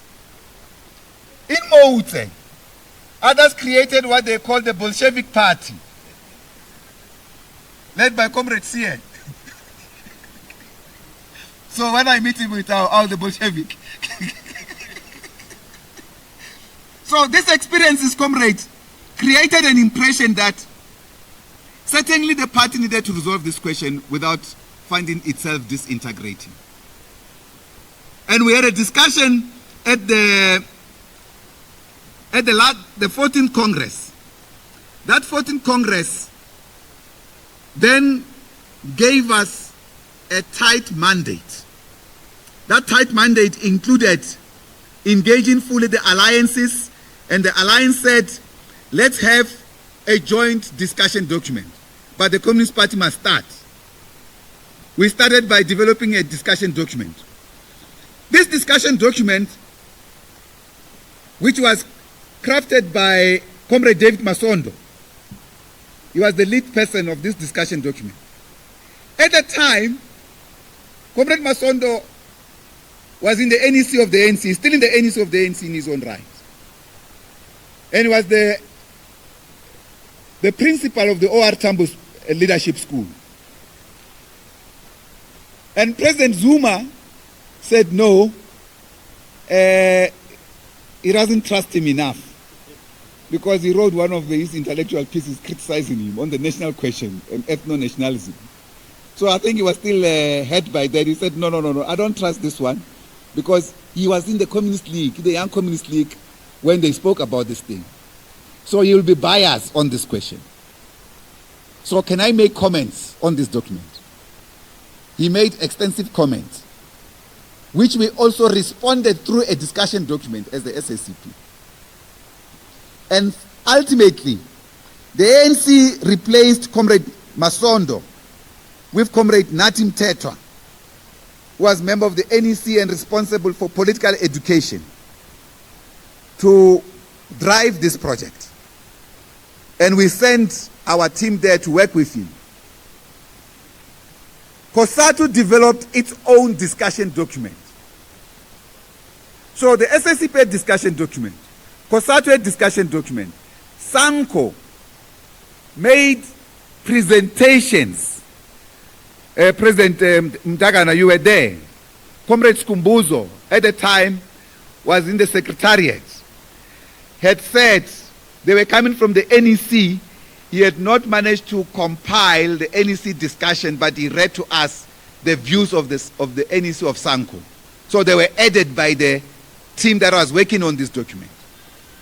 So ultimately, this joint task team, led by Comrade Natim Tetwa, with Comrade Alex Mashilu and the ANC team, amongst them Comrade Nef Manana, who recently died. When they deal with this question of the memorial, his name will appear there. He was in that particular team and other team of ANC leaders and comrades. Then, in November 2019, the Alliance adopted a joint document on the reconfiguration of the Alliance. The Alliance adopted a joint document on reconfiguration of the Alliance. It's in this pack. It's called Towards the Reconfiguration of the Alliance. Now, this document, when it was supposed to be implemented across the structures of the Alliance nationally, in 2020, we had agreed as the leadership of the Alliance Political Council, that's the national officials, to visit all provinces and meet with the PECs for the implementation of this program, of this joint agreement. Then, Comrade Ace Makashule, then SG of the African National Congress, said, this document has got far-reaching implications. It has been approved by the NEC. For COSATU, it has even gone to the Central Executive Committee of COSATU. For us, it has gone to the 2019 Special National Congress. So, Comrade Ace, feeling that only the ANC, NEC has discussed this document, felt that this document must be taken to the NGC of the ANC. We said, no problem. Let's take it to the NGC. Then 2020, we had COVID-19. And the year that the NGC was supposed to be convened, it could not be convened in 2019 because of the NGC could not be convened because of COVID-19. As a result, the ANC never properly discussed this question through their branch structures. But in the run-up to 2022 National Conference, the ANC releases discussion documents, and they leave this document on the reconfiguration of the alliance. We tell them, we alert them about this thing, and say you need to bring this question because the NGC has not taken place. At least let Congress discuss this matter, or let the structures discuss this matter. And ultimately, as you know, this was not properly discussed, except that the president of the ANC, addressing the Nazareth Conference December 2022, spoke about the reconfiguration of the alliance, but briefly. But all what he said was positive. The SG's report, or the Secretariat report, presented by then Deputy President D.D. Mabuza, because the SG was then suspended or expelled, presented the organizational report and derided the alliance on reconfiguration of the alliance and said, we want to micromanage the ANC. That's not what we are saying, or we were saying. In any case, he was part and parcel of the discussions on this document. We felt it's important, comrade, to understand where we come from. But our own 15th National Congress, held here in Ekurhuleni, in this venue, Birchwood, resolved that we must now contest elections with or without the reconfiguration of the alliance. And we must do so. We must confirm to do this if the reconfiguration of the alliance has not taken place by the next augmented Central Committee. Our augmented Central Committees, which is the extension of district layer level of leadership and extra members of the provinces to PEC to attend, an extra delegation from the Young Communist League to attend that meeting of the Central Committee, normally takes place at the end of the year. Now, Comrade Mukhacha, you were very good. You helped us on this question. Because when this resolution is taken, and it's very important to say this thing, comrade, so that you understand it. Because the wedge drivers on this question. Cheers, comrade. On this question, the wedge drivers have said, this position is not a position of the Communist Party. Yes. They even influence some of our structures to believe so. That is why I'm saying to Comrade Mukhacha, thank you very much. Because if you did not stand up in that Congress to call for timelines on video in order to garner, on the basis of these timelines, the full concurrence of Congress to resolve in that form, will be in trouble, will be deeply divided as a Communist Party. Because, comrades, at the time that Congress took the decision, I am not in the plenary of Congress as newly elected General Secretary, together with the rest of the officials. We have left Comrade Thulas Nesi to chair Congress. You remember the results were announced late, and the media was waiting for us. So the media team then said, let's go and address the media so that they can leave. They've been waiting here. We left the hall to come and address the media here. When Congress resolve on this matter, I'm not even in the plenary of Congress. My job is to implement all decisions of the Central Committee and the Congress. On that platform, there will be no wavering. So, some of our comrades then said, no, later on, we didn't take such a decision. Yes. And this is not to divide our leadership, but is to say this angle came up. When it came up, we had to get the video. It's 18 minutes video of all deliberations. I remember in that video, we saw even some of the things we were not supposed to see because we were shocked. Oh, these delegates. Because when it happened, I was not in the plenary of Congress. Comrade Dibulelo was the second deputy national secretary of the Young Communist League, and the Young Communist League delegation climbed on tables to celebrate. Celebrating this victory. That now there's timeline. We say by the next augmented Central Committee, if the alliance doesn't take decisions, we are going ahead to contest elections with or without the reconfiguration of the alliance. Now, this matter, comrades, it then reached a point where, of course, we had to show this video to articulate the real decision. But we immediately convened a meeting of the alliance. First bilateral with the ANC, after that Congress. And we said, comrades, we have been saying this before, many a times, that this is not a peculiar problem of the Communist Party and the components of the alliance. It was no longer actually our only matter, was a collective matter of the entire alliance. We said, help us to resolve this problem as a movement. The ANC officials said no in September 2022. They said we will convene a special NEC in October to deal with this matter so that we can prepare for this matter, how it will be handled by the ANC National Conference. That meeting never took place. We understood when it never took place.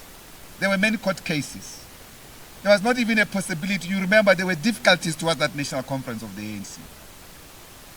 And there were many other things. Part of the reasons why, for instance, as part of what we call self-revolution of cadres of the movement. That self-revolution, when it comes, all of us must cleanse ourselves so that we don't contaminate the movement. And as we do so, we should never think that the movement lacks leadership. It will be a mistake to think so.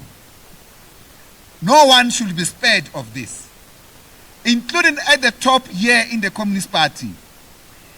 Once I misbehave and damage the image of the Communist Party by my reckless behavior, I must take responsibility on my own, not contaminate and drag the Communist Party in.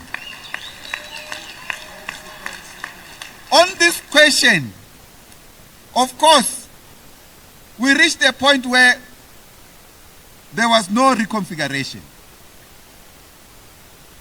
Now we had our augmented Central Committee on the 30th of March and the 1st of April 2023. That augmented Central Committee, we must indicate, comrades, because it was supposed to take place end of the year, we shifted it, trying to buy time of engagement within the alliance. We even went to COSATU. We were also blamed, by the way, when there were problems in the National Congress of COSATU. Because this question even created serious tensions in the Federation. And some of them even blamed us. For instance, the national chair of the ANC did not address that Congress of COSATU. Workers refused.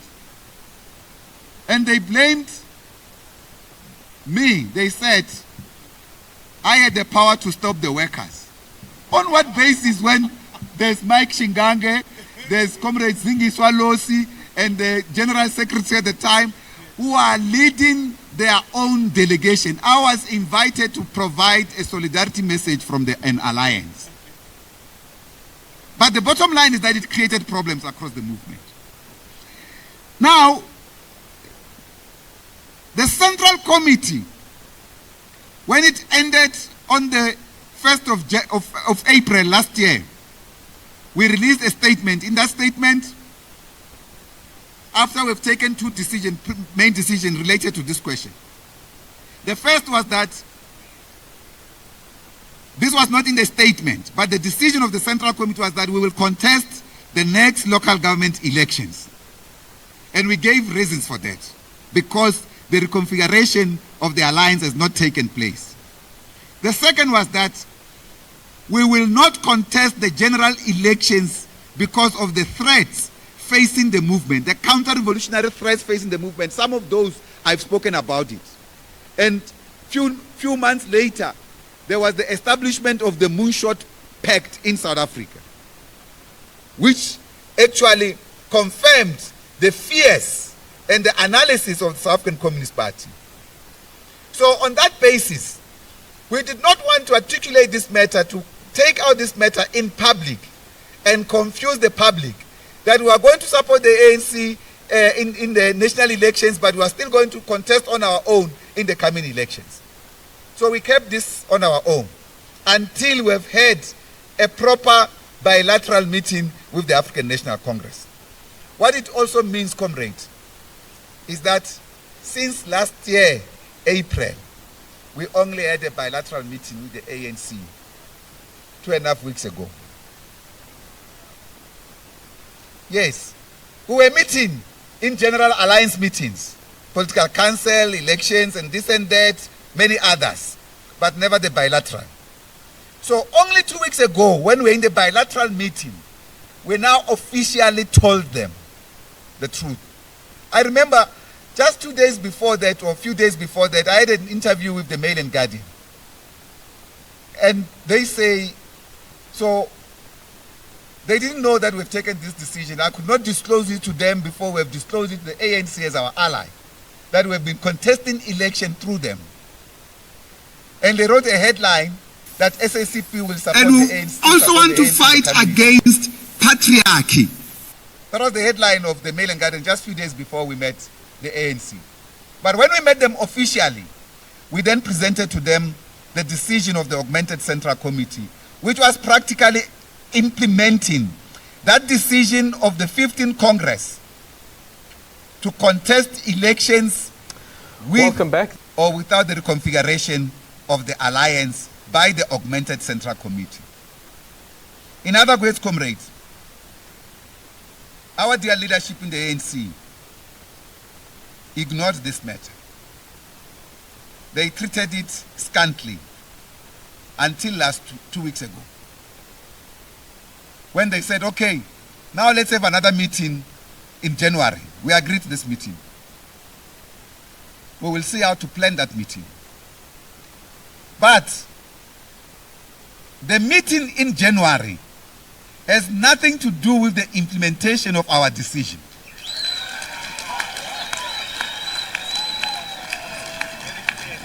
Completely. So that you understand, the decision to contest local government elections has been taken by our Congress with the timelines that we respected to engage our movement, by the Augmented Central Committee that affirmed this position. Now we are ready to contest local government elections.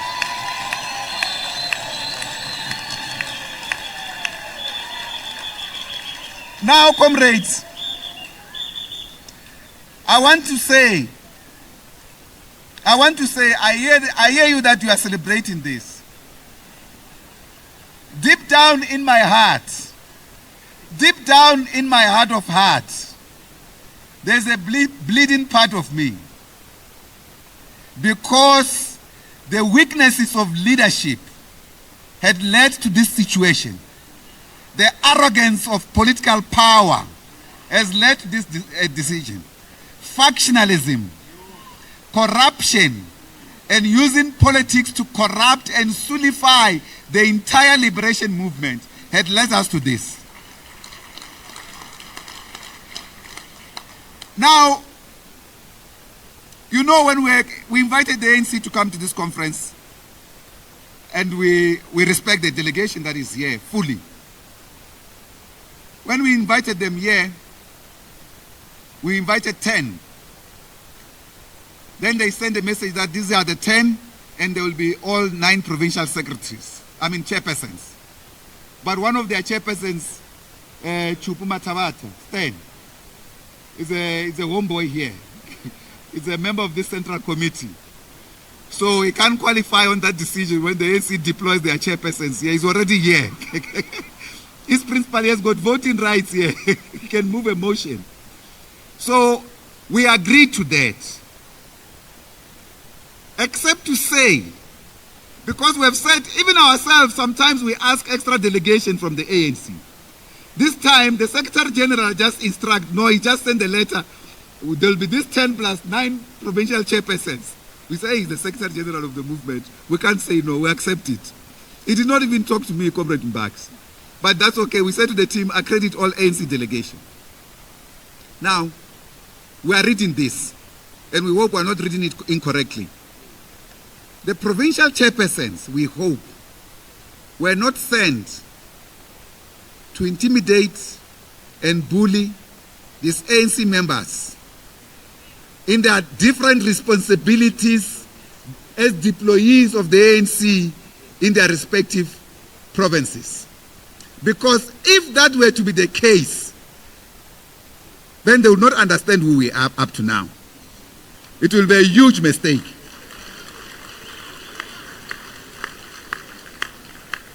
And therefore, comrades, we have tried our best and have been patient enough to the point of losing our credibility. You know, even some fail-pop politicians and some fail-pop analysts condemn us daily that these ones are spineless. day, because of our condemnation of the GNU, we get responded by Mackenzie. We have no relationship with him. And we're like, why? Because we are brought here by the movement. So, we have tried our best, comrade, but this decision, it's very important to clarify this.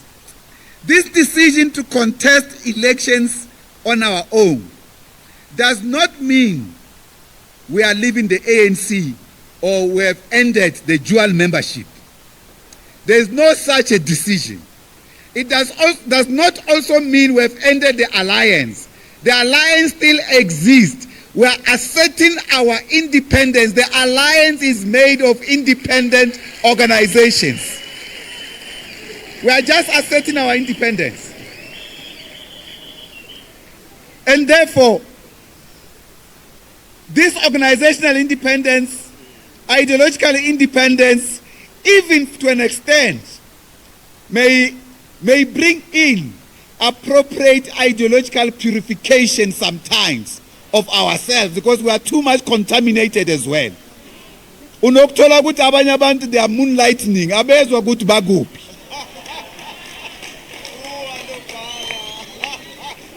We don't want that. We want people to be clear.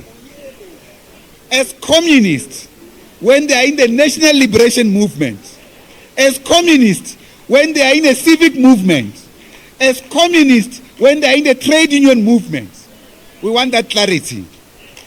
And this is what we are. And therefore, we want to take responsibility for socialism in our country. And we are not saying we won't need allies in this journey. We need allies. And our primary allies of the African National Congress, COSATU and SANCO, remains important. And is that the National Democratic Revolution as our joint program remains the direct route to socialism for us. It is in this regard, comrades, that we want to reinforce the strength of our alliance. For instance, just as a for instance, this is not to deal with the generality of the point that we're raising. Take the recent municipality in Tabazimbi. We win all the wards. We can't run the municipality because of the proportional allocation system. Imagine if, for instance, there was possibility for reconfiguration. The ANC understanding this. The ANC understanding that it is declining. Imagine if they said to our comrades, without mischief, comrades of the Communist Party, stand here as well, so that either you support us on the wards. I'm just giving an example. You support us on the wards, we support you on proportional allocation. We will be running the municipality proper. They don't even, that part, we are not talking about that now. We are talking about now contesting elections on our own. But what I'm trying to show is that because of the arrogance of leadership, they did not even want to discuss the modalities. We made proposals. One comrade I met in the Northwest says to me, so Mapaila, you guys in the Central Committee, you are still going to talk about the modalities of contesting. Because we have tried every trick in the book to prove that we can do it this way or that way, this way or that way, and strengthen ourselves. All this has been rejected. So we will contest on our own, and the forces of the National Democratic Revolution will continue to work together. Those who will hate us or will be arrogant will be their own. Tina, we are committed to the NDR. We are committed to socialism. We are committed to the struggle of the working people of our country. It is in this regard, comrades, that we have to prepare ourselves for internal reaction from inside the movement. Some of the forces that have begun to threaten our comrades deployed even in their own right as leaders of the ANC. That when you take this decision, you know that you are gone. Because they don't understand themselves. So, it's like They want to, so Comrade Gwede normally says, you know, he gives this analogy that you cut your nose to spite your face. They don't understand the integration of this movement. That you can't damage the other without damaging yourself. And that's why in our case, it's not damaging the movement. It's asserting our independence. In some instances, Makawani, I mean, I don't have to mention areas and provinces. You know, there are times when our comrades, capable comrades, extremely capable comrades, are overlooked for deployment in appropriate positions because they just come from the ticket of the Communist Party, even if they are ANC members in their own right. And we are powerless. We can't do anything about it. Sometimes, you know, we even ask some of our comrades in the ANC, they know it, some of them. I speak to them. Some of them, I go to them. One of them I failed because it's now an open secret now. I failed, upanyaza. Nchulegi. Ngithe kupanyaza, ungafaki into ze Communist Party, uyilida ka ANC, labantu bazokuxosha. Akangilaleli. No, there's no doubt. In the Communist Party, upanyaza, in full. There's no problem with that. But when he was doing the campaign with Panyaza, you are now the leader of the ANC. These comrades are intolerant. They are going to deal with you. One of the consequences you are suffering, Comrade Panyaza, is because you are a member of the Communist Party, but we are proud of you as a cadre of the Communist Party in the African National Congress. You do nothing against the African National Congress, but you are empowering it. So you are not a damaging cadre in the African National Congress. So it is in this regard that some of them, I don't have to mention names. One of them I said, Yabona Game Chanam, you are now in this position as a leader of the ANC. Siyakhulula Communist Party, work fully for the ANC. We know you are one of us, ideologically. We can still share documents and other things, strategic things. We have Umalo comrades. After a few months, we have no para for no Communist Party. Agafuning rise and Agu Communist Party. But that's okay. So the bottom line is that our cadres, we have good cadres. We have some of the best cadres. You know, nangu cadre la uboginabe, ukadre majuba.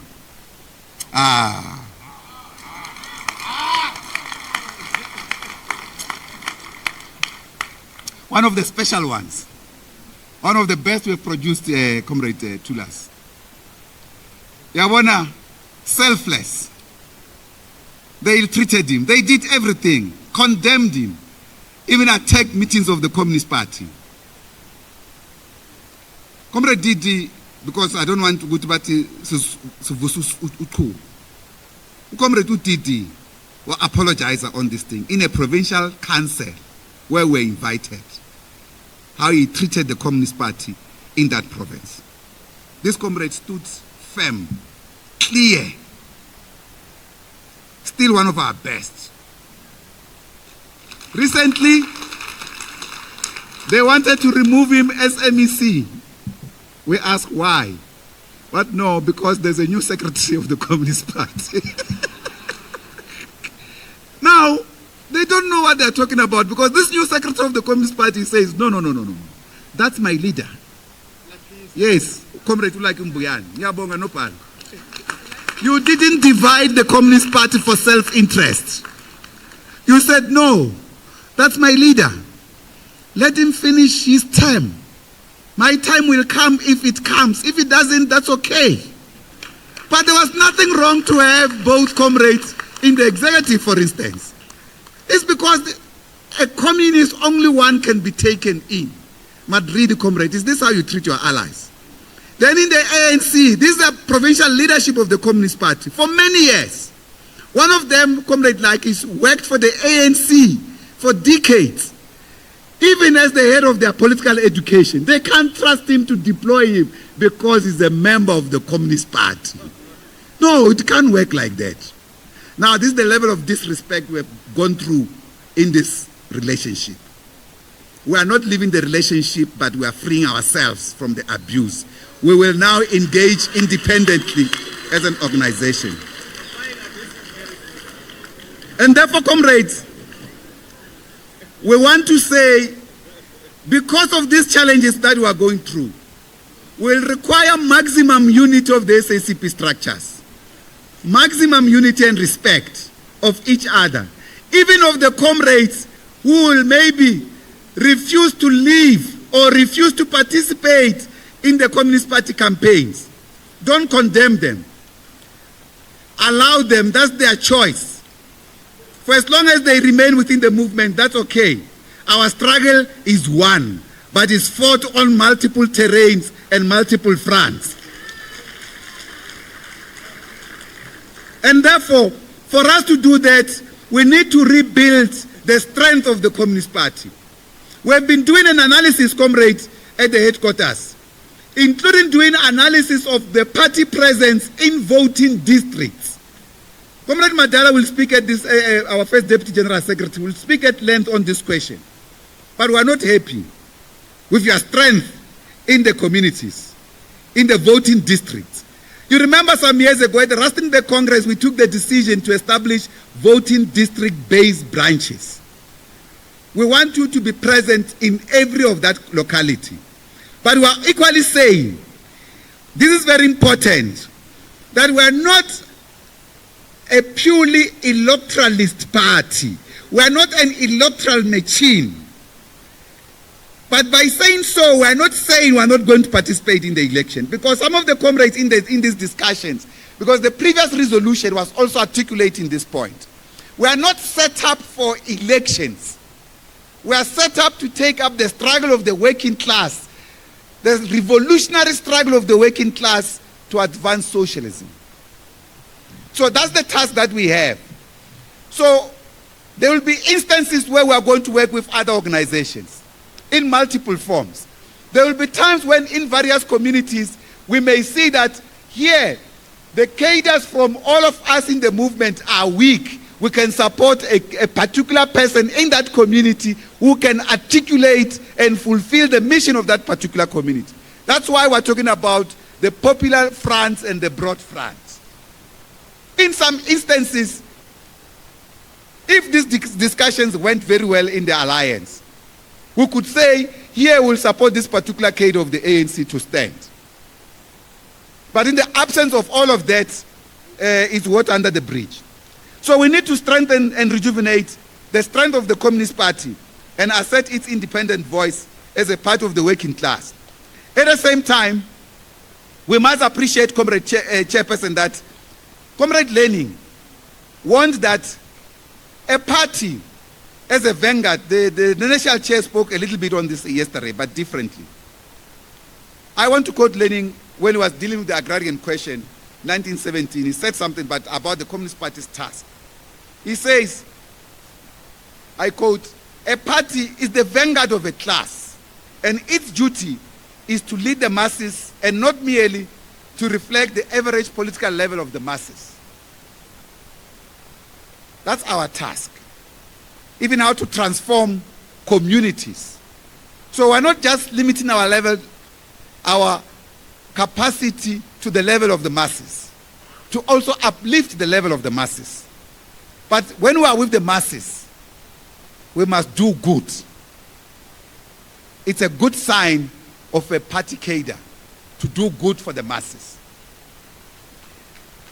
And one of our immediate task in the medium term, short to medium term, will be to seriously respond and rebuild a campaigning party along the new trends and societal development, not in a rigid, archaic way. For instance, how do we involve science and technology in the form of campaigns and rooting the party amongst the people, even in the villages and the townships? So we need an adaptive party to the new conditions of societal development. We also require to embrace this concept of self-revolution, to anchor the necessary change for renewal of the movement, the renewal of the Communist Party. We can't do things the old way and expect different changes or outcomes. So it is therefore important that the renewal of the movement and the renewal of the Communist Party itself should start with self-reflection, self-revolution. This is what the Communist Party of China says they've discovered. They say they've discovered that they had a mission to study the rise and fall of dynasties, organizations, and states. It's a comprehensive study through the Renmin University of China, the University of the Party. Yeah, the University of the Party. It studies the Communist Party organization and it studies society in detail. They've got the capacity at that level, Comrade President. So they say they found that the major problem in the rise and fall of these dynasties is the weakness of leadership, the inability for leaders to renew themselves, and also for them to leave office when they are now unpopular with their own. Then they start imposing draconian measures. And when they fall, we have people celebrating when one of their leaders has fallen. It should not be. But they said they found a solution. And the solution is on the rise. It's on self-revolution of the individual leaders of society in various components. This is something that we have to institutionalize in the Communist Party. Starting with institutionalizing criticism of ourselves. I've said to the Central Committee, I would take a leadership role as General Secretary and subject myself to a process of criticism. And there will be further other things of scrutiny. For instance, we have in the past spoken about lifestyle audits. We have not subjected ourselves to that process. So we also need to undergo that process. What we call for society and leaders in society, we must also undergo it.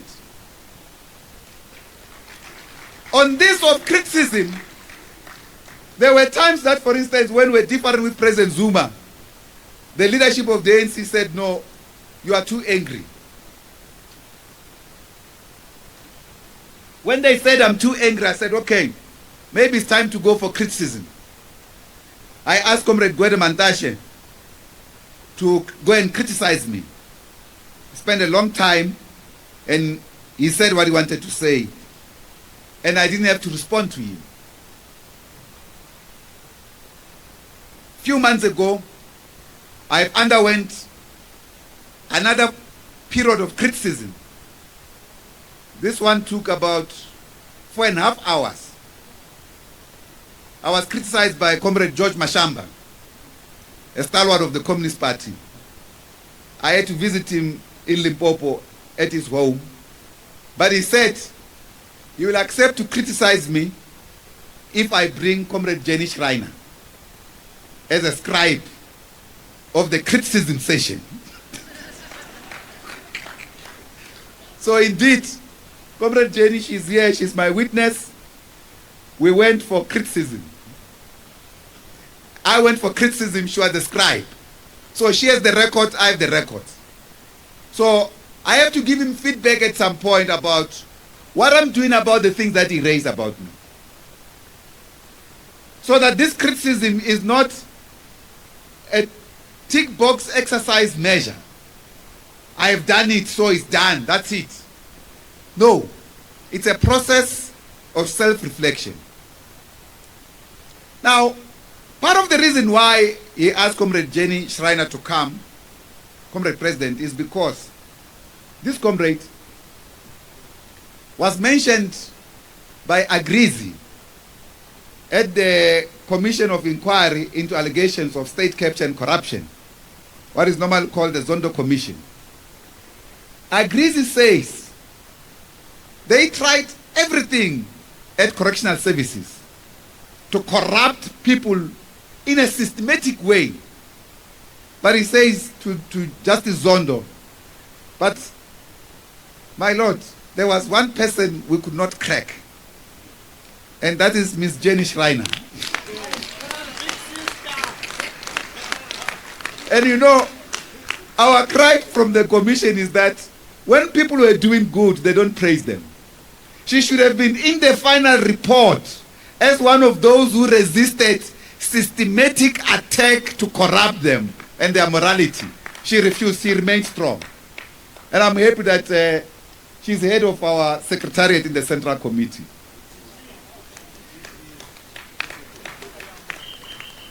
Of course, comrades, let me touch lastly the international section as I close. This section deals with, in broad forms, I've not read every single thing, and even here, I'll just highlight. You will then read the political report as it is released. The part that we need to appreciate is the one we raise about the role of capital to remove our movement, including international capital.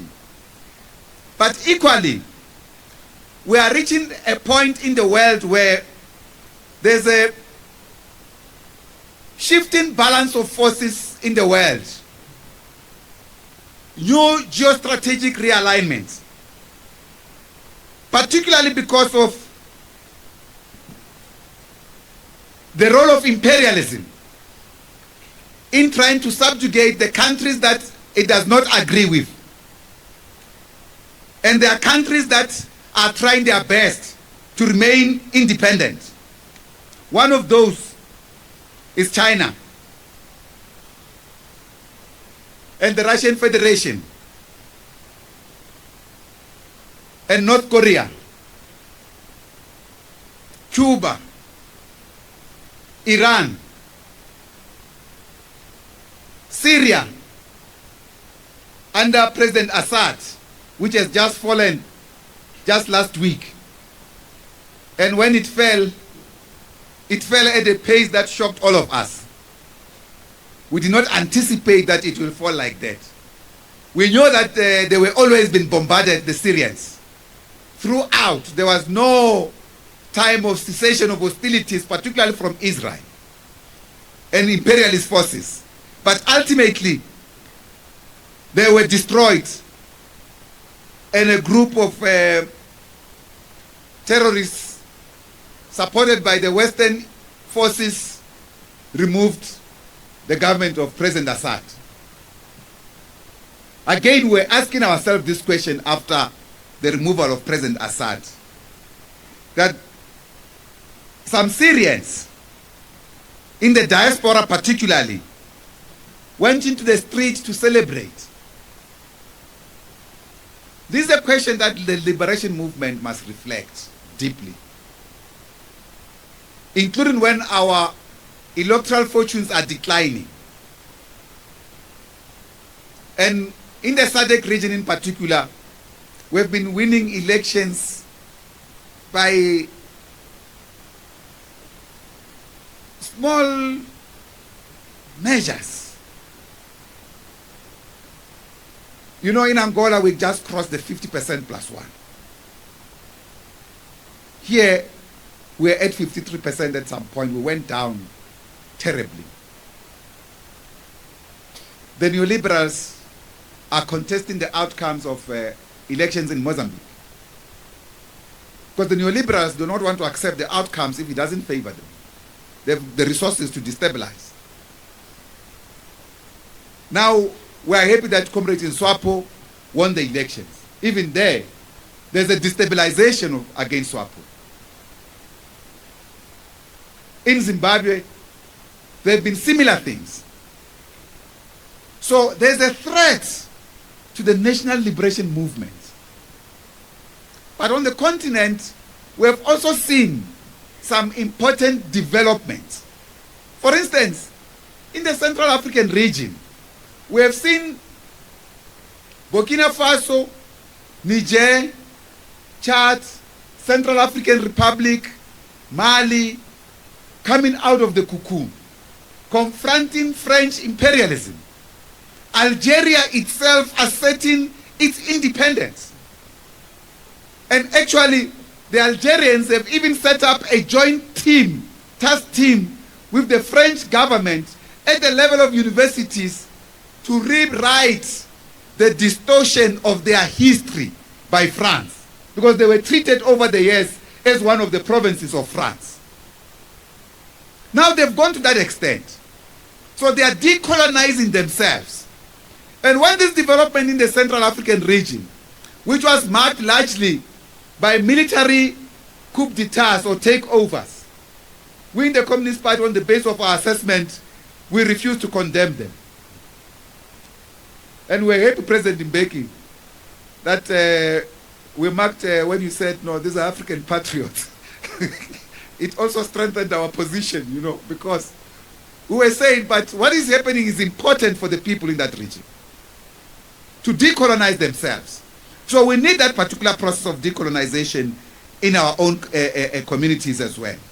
So it is in this regard that what we are seeing today is the global crisis of capitalism, and even the disintegrating leadership of the United States that has provided these imperialist forces across the world. And in this regard, Lenin had indicated that, yes, if you are to fight imperialism, for instance, in America, he makes specific mention of America. He said America is one of the foremost countries with regard to the debt and the abyss which lies between the handful of arrogant multimillionaires who wallow in filth and luxury and the millions of working people who constantly live on the verge of pauperism. And he says, despite its imperialist posture, even the working class are still attracted by the idea of the American dream. So imperialism can gloat itself as nice. But we are a revolutionary movement, we should see it.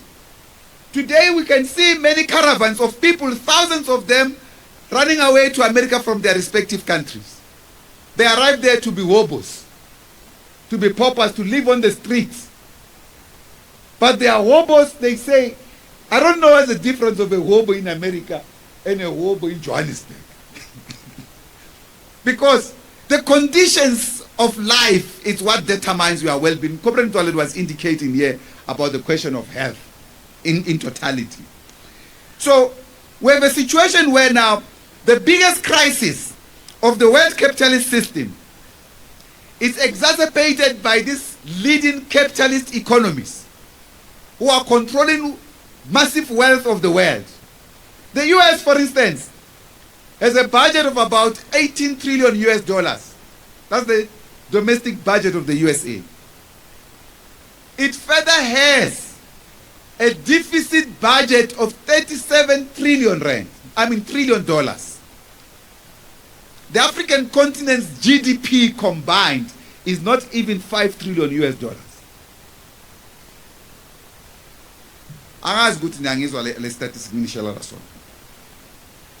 That's the huge disparities. Just a couple of days ago, I was seeing that this chap, Elon Musk, was born here in South Africa, is now a US citizen, has reached the mark of 400 billion US dollars worth as an individual. He's now richer than South African government. Yes, our GDP is about 350, 370 billion US dollars. He has reached 400 billion US dollars. I have said in one platform that that's going to be the first trillionaire in the world. That's the huge disparities in the world. All of these are driven by imperialism. We need just less than 5 trillion to end poverty in the whole world. Why these countries are sitting on massive resources when the people are dying of hunger across the world? This is because this rotten system of capitalism is not a system for humanity. It's a system for a minority few who use it to abuse the majority to live better, and the majority live in misery and in poverty. This is the fundamental struggle of communists, to make sure that everyone lives better. But we are doing so from the humbleness of our abilities in our own communities. But the war taking place in Europe at the moment, the biggest front is in Ukraine. That front in Ukraine, comrades, it's an anti-imperialist front. We have to understand it in that form. And the Russian Federation at the moment is fighting against the rest of Western Europe, or collective West. They are fighting one country. They want to finish it off. And in this regard, that struggle, it's an international struggle that we must join. Not on the side of war, on the side of peace against imperialism. And we have done some work in this regard as the Communist Party, including establishing the South African Peace Council, establishing the Africa Left Network Forum, so that the African progressive forces can come together and develop strategies on how to fight colonialism and imperialism in their respective countries. At the same time, comrades, the multipolar world system is emerging. And it is this system that the imperialist forces do not like, because they do not want to share political power and strategy. On the one hand, their system is disintegrating. The Middle East is one of those areas that is the major foot of imperialism. The destruction of Syria, it's a major setback in the struggle against imperialism. But we know that Syria will recover. The Syrian people will recover. They cannot continue under domination in which they cannot enjoy their freedoms. They have destroyed Palestine. They are still continuing to destroy Palestine through Israel. They are destroying Lebanon. Now, they've completely overrun Syria. In the Middle East, the bulwark that's standing now is Iran. Now, all the forces of imperialism will now be directed at Iran. May the people of Iran find strength to resist. They have our solidarity to resist this. We know that the next war will now be fully launched against Iran. And we've seen how they destroy these countries. You can see with Gaza. The National Chair was talking here about all of us experiencing genocide live. They do it every single day, and they record it. They even celebrate it. So we have to consider active participation in the international sphere to strengthen our comrades, particularly those in the building up of multipolar world system, including the role of South Africa in this regard as a state. And we are happy with the role that, for instance, the BRICS countries are beginning to do, including the BRICS countries playing a role as an anti-imperialist force and rebuilding new strength within the global south. All efforts must be made, comrades, to make sure that we don't go back to colonialism. And that is why we cannot accept this GNU notion that brings us back to colonialism. The African continent must continue to resist any imperialist forces, but must build its economies. We have the possibility to use the crisis of liberal democracy today, which is the crisis of modern capitalism. Liberalism, as it entered the world space, was an important ideology on the basis of its concept of liberty, freedoms, and human rights. But liberal democracy today, we have seen its offensive, particularly clothed in religious gowns. For instance, the articulation of Christian offensive as a religion used by liberal democracy to expand imperialism. You see, when you see Zionism in action in Gaza, in Palestine, the rest of Palestine, especially in Gaza, driven by Israel, it has a religious gown in front. But who's the main backer of Israel? Is the United States of America, militarily and everything else. Everything that happens, the US send their warships right there outside the Mediterranean Sea. They are always there in the Pacific and everywhere else closer by. Tina, we only respond by statements. Now, this thing, comrades, have to change. We need governments, African governments, that are decisive, that have got guts. We don't need leaders who are cowards. And the crisis of liberal democracy, comrades, you will read it at length there in the report. This crisis has created new forms of brutality that we have seen across the world, including now recently in Syria.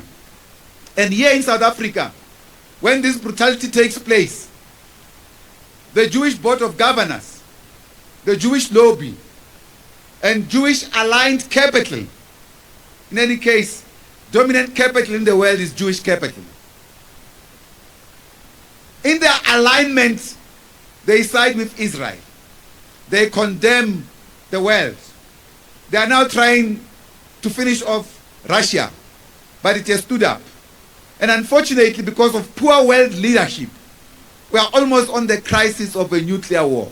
There's a possibility for that. Although, we just got some assuring statement a couple of days ago when we were reading that after President Putin visited Belarus and met President Lukashenko, he intimated President that, well, they will be given the Oshnik missiles to Belarusia. And the Oshnik missiles are not the full-blown nuclear war, but they've got such capacity that they cannot be stopped. They are at a supersonic speed level, 8,500 kilometers per hour. That's nothing that you can prepare to stop it if they are dealing with you in Cape Town from here. So you divide the distance between you and Cape Town by 8,500 kilometers speed. So it's a massive speed. Now, we are only assured by that, even though this remains weapons of mass destruction.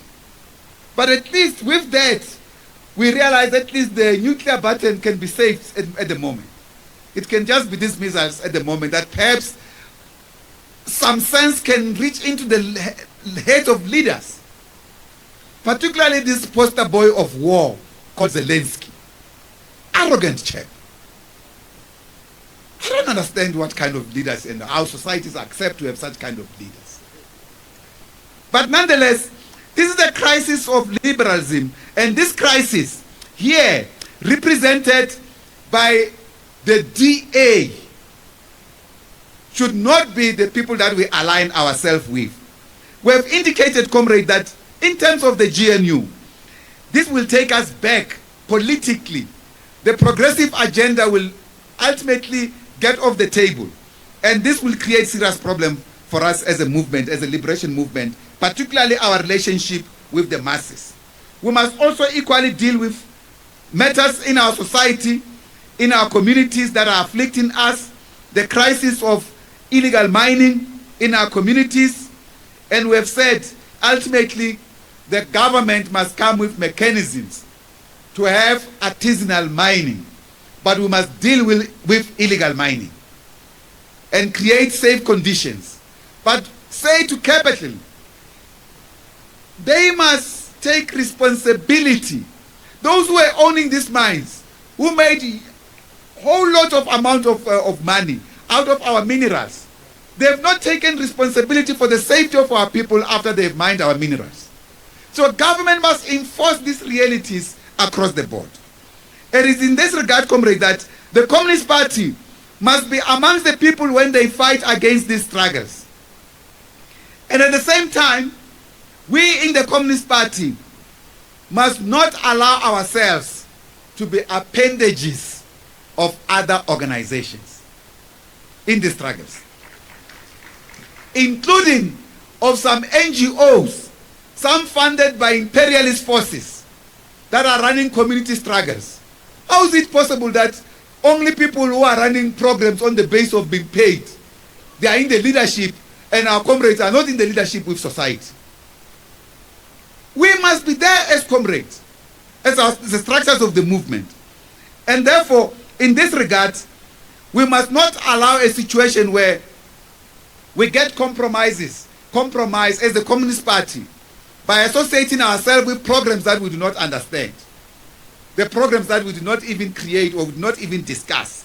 It is in this regard that we should not allow even vulgarization of Marxism.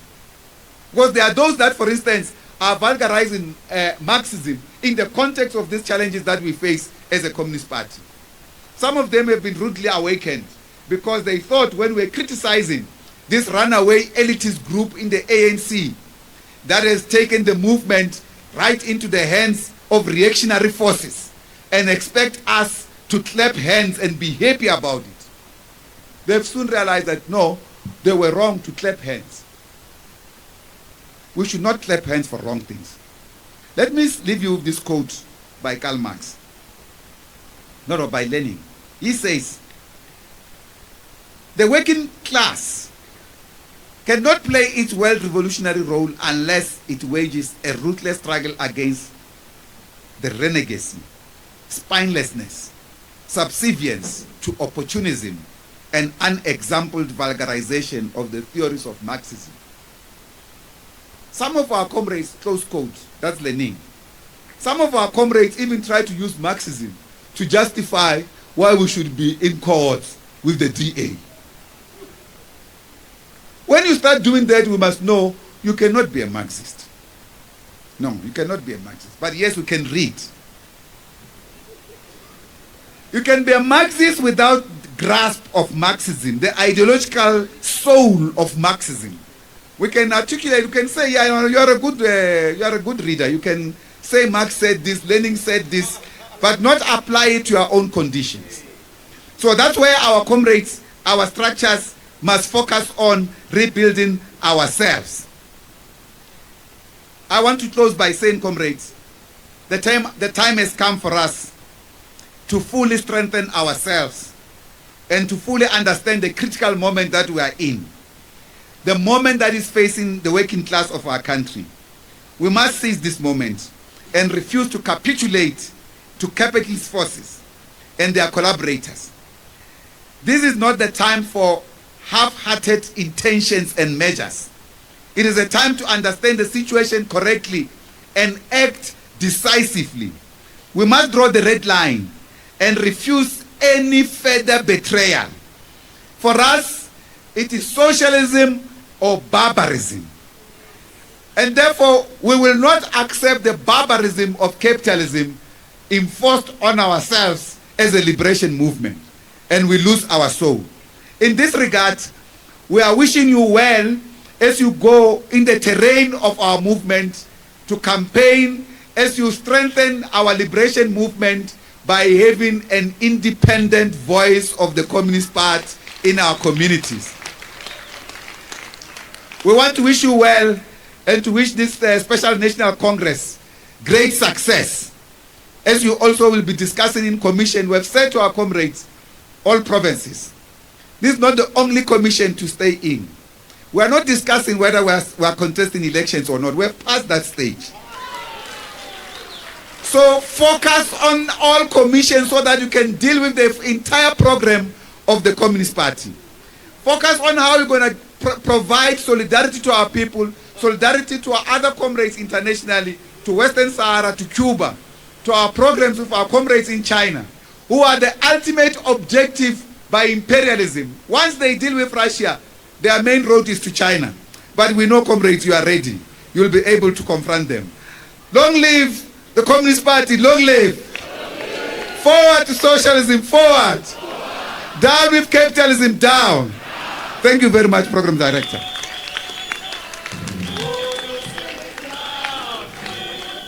Tateles. Oguno